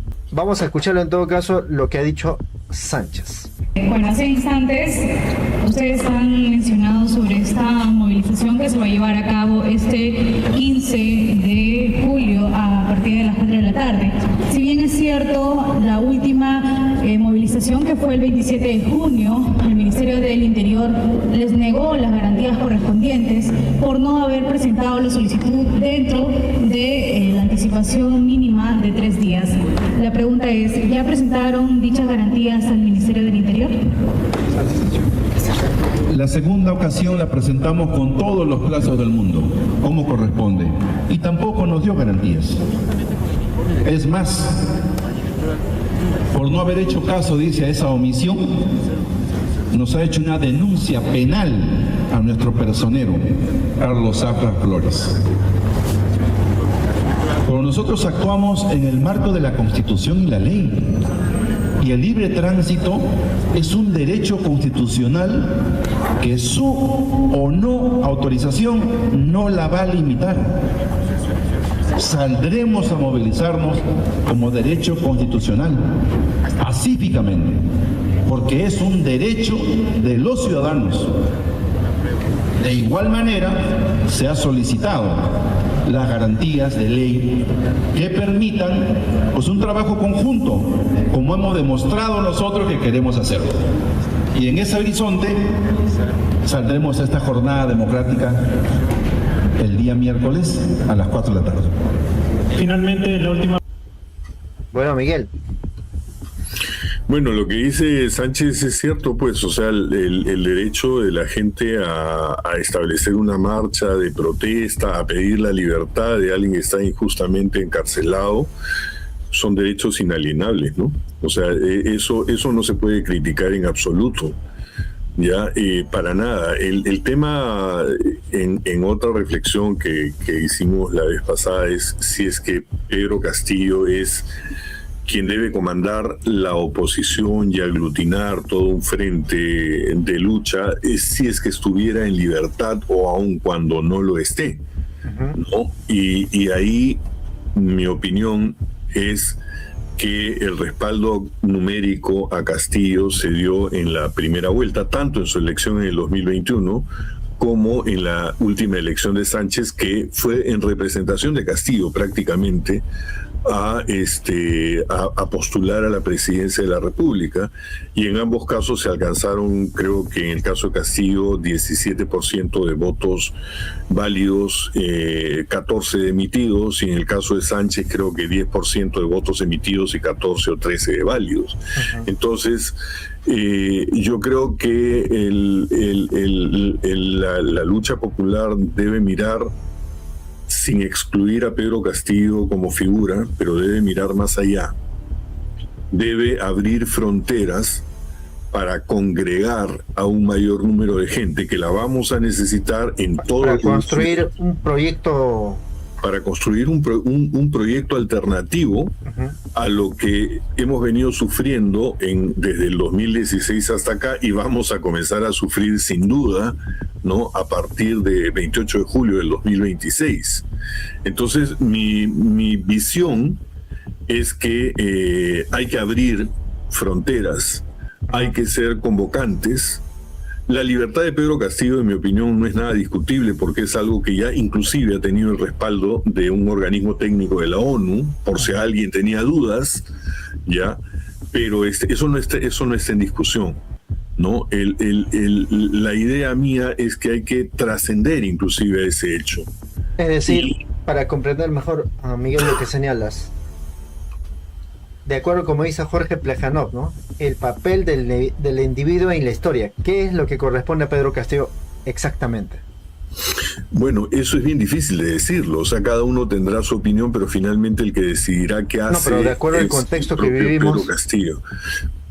Bueno, no sé, a ver, más bien yo te pregunto a ti, ¿cuál es tu idea al respecto? Porque yo, en mi opinión, Pedro Castillo puede ser un factor político que está enganchado con la historia reciente del país, uh-huh, y que puede convertirse en un líder convocante y no cerrarse en torno a un pequeño grupo de gente que lo respalde. Uh-huh. Si esa es la labor de Pedro Castillo, en mi opinión, será positiva, ¿ya? Pero como te digo, lo que sí me parece decir, romper con el sectarismo. Así es, ¿no? Como dije yo en programas anteriores, Timoteo, y lo recordarás, tal vez algunos amigos lo recuerden, no podemos, o sea, tenemos que escoger bien al enemigo. Uh-huh. No podemos decir que todo aquel que opine un poco diferente de nosotros ya es el enemigo. Y creo que este programa da testimonio un poco de eso, porque nosotros nunca hemos tenido una opinión, digamos, gemela, ¿no? Siempre hemos tenido discrepancias, pero hay valores que nos hacen, que nos impulsan a generar este tipo de espacio informativo. Ya tenemos, digamos, años con sus interrupciones y todo, pero estamos dándole porque queremos a las finales el bien común y un Perú mejor para todos, ¿no? pero hay que romper barreras, hay que romper diques, hay que abrir mentes para finalmente poder decir, oye, no es lo mismo pelearse con alguien de Ahora Nación que pelearse con alguien de Fuerza Popular, ¿no? Entonces hay que identificar, ¿no?, de qué lado estamos y con quiénes estamos en esa trinchera. Pero me parece eso, Miguel, con Roberto Sánchez sí se dio, ¿no? En la práctica, muy tardía, pero sí se dio de alguna manera. Exacto, muy tardía, pues, porque lo ideal hubiera sido para estas elecciones tener un solo frente contestatario al pacto mafioso, claro, uno solo. Una sola maquinaria. Una sola maquinaria, ¿no? Y hubiéramos tenido mayoría diputados, senadores. Claro.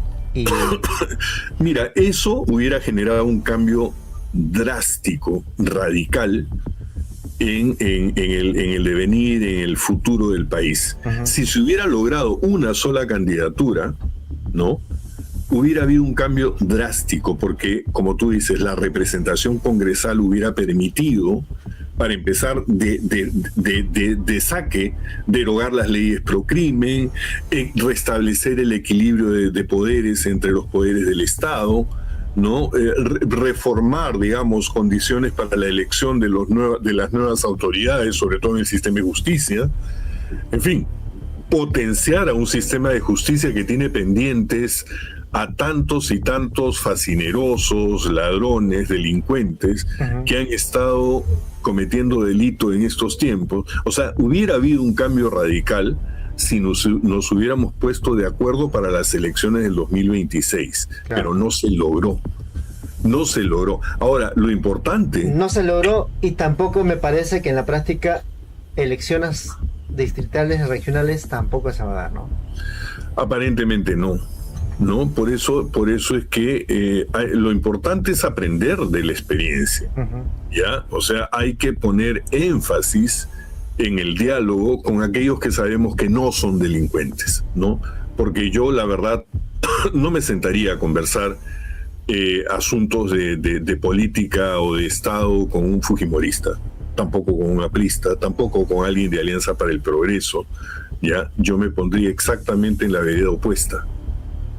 Entonces, por eso, definir bien quién es el enemigo y quién no lo es, y a partir de ahí fomentar la convocatoria del diálogo. Yo creo que eso es lo que tenemos que tener en la cabeza, ¿no?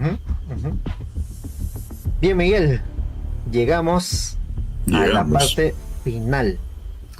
Muy bien. Y pronto vamos a hacer programa en el canal de Miguel Well, una vez por semana. Bueno, para empezar, díganos qué les parece el programa, ¿no? Aunque hemos comenzado sin ganas, yo estaba sin ganas, Miguel. Bueno, pero ahí nos animamos. Claro. Lo importante es esto, o sea, a mí me gustaría que piensen esto como el esfuerzo de dos personas independientes, cada uno con su forma de ver las cosas, pero que quiere alcanzar información y prevalecer, digamos, dentro de este clima de inestabilidad. Evidentemente eso necesita de un apoyo de parte de ustedes, porque de verdad esto es un esfuerzo que todos necesitamos. Así que si ustedes tienen a bien, ahí Timoteo les presenta, hay que comprarle un micro nuevo al hombre, que a veces se le va la voz, ¿no? Y bueno, tratar de seguir adelante. Por eso, aliéntenos, por favor, si les gusta el programa, dennos like, háganos algún comentario, para poder seguir en la lucha, que es creo que lo que necesitamos hoy. Necesitamos interactuar mucho, así que ahí esperamos sus comentarios, amigos. Ojalá que se den en buena cantidad. Búsquenos. Saluda a los fugitrales, como siempre hacemos, Timoteo. Claro, ¿no? Nuestros saludos también de reverencia a los fugitroles, porque aguantan todo. Todo por el tupper. Hoy día no les dejaremos una pregunta, pero ya en la próxima. No, las preguntas son como, a ver, las preguntas a los fugitroles son como baigón. Hasta ahora no contestan, que yo haya leído, no sé, voy a buscar bien. No, se escapan. Así es. Por mientras, les pedimos que puedan suscribirse también al canal de Miguel. Pronto vamos a hacer programas, pero ya con todo. Estamos haciendo pruebas, retomando recién. recuperándonos de la, como dicen, de la depresión, de la depredación política del fujimorismo. Es el canal de Miguel. Busquen Conexión Directa con Miguel Well. No, ahí vamos a hacer programas. Y como dicen, en la esquina también tenemos apoyo al canal. Cualquier tipo de apoyo, bienvenido. Bienvenido. Dice, hay nuevo programa hablando huevadas. ¿Quién está diciendo eso? No lo leo. Los fujitroles, ¿no? Ah, bueno, perfecto, me parece bien. Ya me encantaría que nos visiten y que, acá nos dice planteen otro, cosas. adelante chicos, a educar bien a los, vamos a ponerlo en limpio ahora. Ahora, ¿dónde está? Ahí está. Y educarlos bien a los, no, ratas andantes que que bien lo hacen, ¿no? Lo necesitan. Dice, buen día, felicitaciones por darnos más luz. No, que estamos, Miguel, o sea, hace días atrás, como habrán visto, yo no hice programas. Dije, ya fuimos, ya fuimos. Pero después nos damos cuenta que no, pues, o sea... Bueno, esperamos, digamos, recibir una respuesta, porque si estamos arando en el desierto y de repente todo el mundo sigue votando por Porky, por Keiko y bueno, ya con eso me callaste, ¿no? Pero pero necesitamos la reacción de parte de ustedes, ¿no? Queremos saber sugerencias, qué es lo que les parece, qué estamos haciendo bien, sobre qué aspectos o temas quisieran ustedes más tratar, o si tienen alguna sugerencia o idea para desarrollar en el programa. No sé si están de acuerdo con el tema, ¿no? Lo nacional e internacional, paralelo, los dos. Claro. Porque nos damos cuenta que pasa algo fuera y acá tiene, digamos, cierto impacto. Y lo que pasa acá, algo tiene relación con lo que pasa también fuera del país, ¿no? Claro. Incluso en el continente mismo, ¿no? O sea, la elección de Perú, lo de Colombia, siempre está en estrecha relación a los intereses de Trump. Sí, pues. Ese es inevitable. Uh-huh.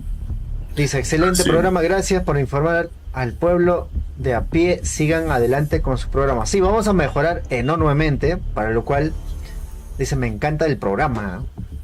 Para lo cual necesitamos, uno, adquirir equipos. Por ejemplo, a Miguel me gustaría que tenga su set bien chévere, el audio, no, buen internet. Entonces todo eso, cualquier tipo de apoyo bienvenido, porque nos va a ser de utilidad y también para mejorar nosotros, ¿no? Y cualquier tipo de críticas, bienvenido también. Bien, palabras finales. Bueno, nada, agradecerte una vez más, Timoteo. Como dije ahora, tenemos años que siempre estamos compartiendo cosas, discutiendo ideas y sacando a la luz esto que me parece que es importante. Creo que estamos cumpliendo una función, y como yo reitero, les vuelvo a pedir que no solamente se queden con la información. Si les ha gustado, aparte de darle like, utilícenla para compartir, utilícenla para discutir, utilícenla para tomar una reflexión. Este país lo cambiamos así, en el boca a boca. Eso me hace acordar, por ejemplo, ahorita un ejemplo de la candidatura del alcalde de Nueva York, en este caso Zoran Mandani, que es un tipo nacido en el África, es musulmán y es socialista, y sin embargo, en su cara de Trump, ¿no? Le ha ganado las elecciones ahí donde Trump tiene sus grandes capitales, y eso lo ha logrado, Miguel, a través del boca a boca, a través de generar equipos de gente que iba tocando las puertas, sí, promocionando su candidatura, ¿no? Pero los fujitroles ya están activos, o sea, dice Barbón, no te corras, habla, deja la pregunta, dice. No, ahorita estoy más bien, Timoteo, como tú sabes que tengo una premura, sí, por salir al trabajo, pero voy a pensar en algo, no se preocupen, no me corro, ¿eh? La próxima viene la pregunta mañana. Ya, mañana, perfecto. Mañana hasta lo mañana, vemos. Miguel, un abrazo. Un abrazo, tu pana Chicama, nos vemos.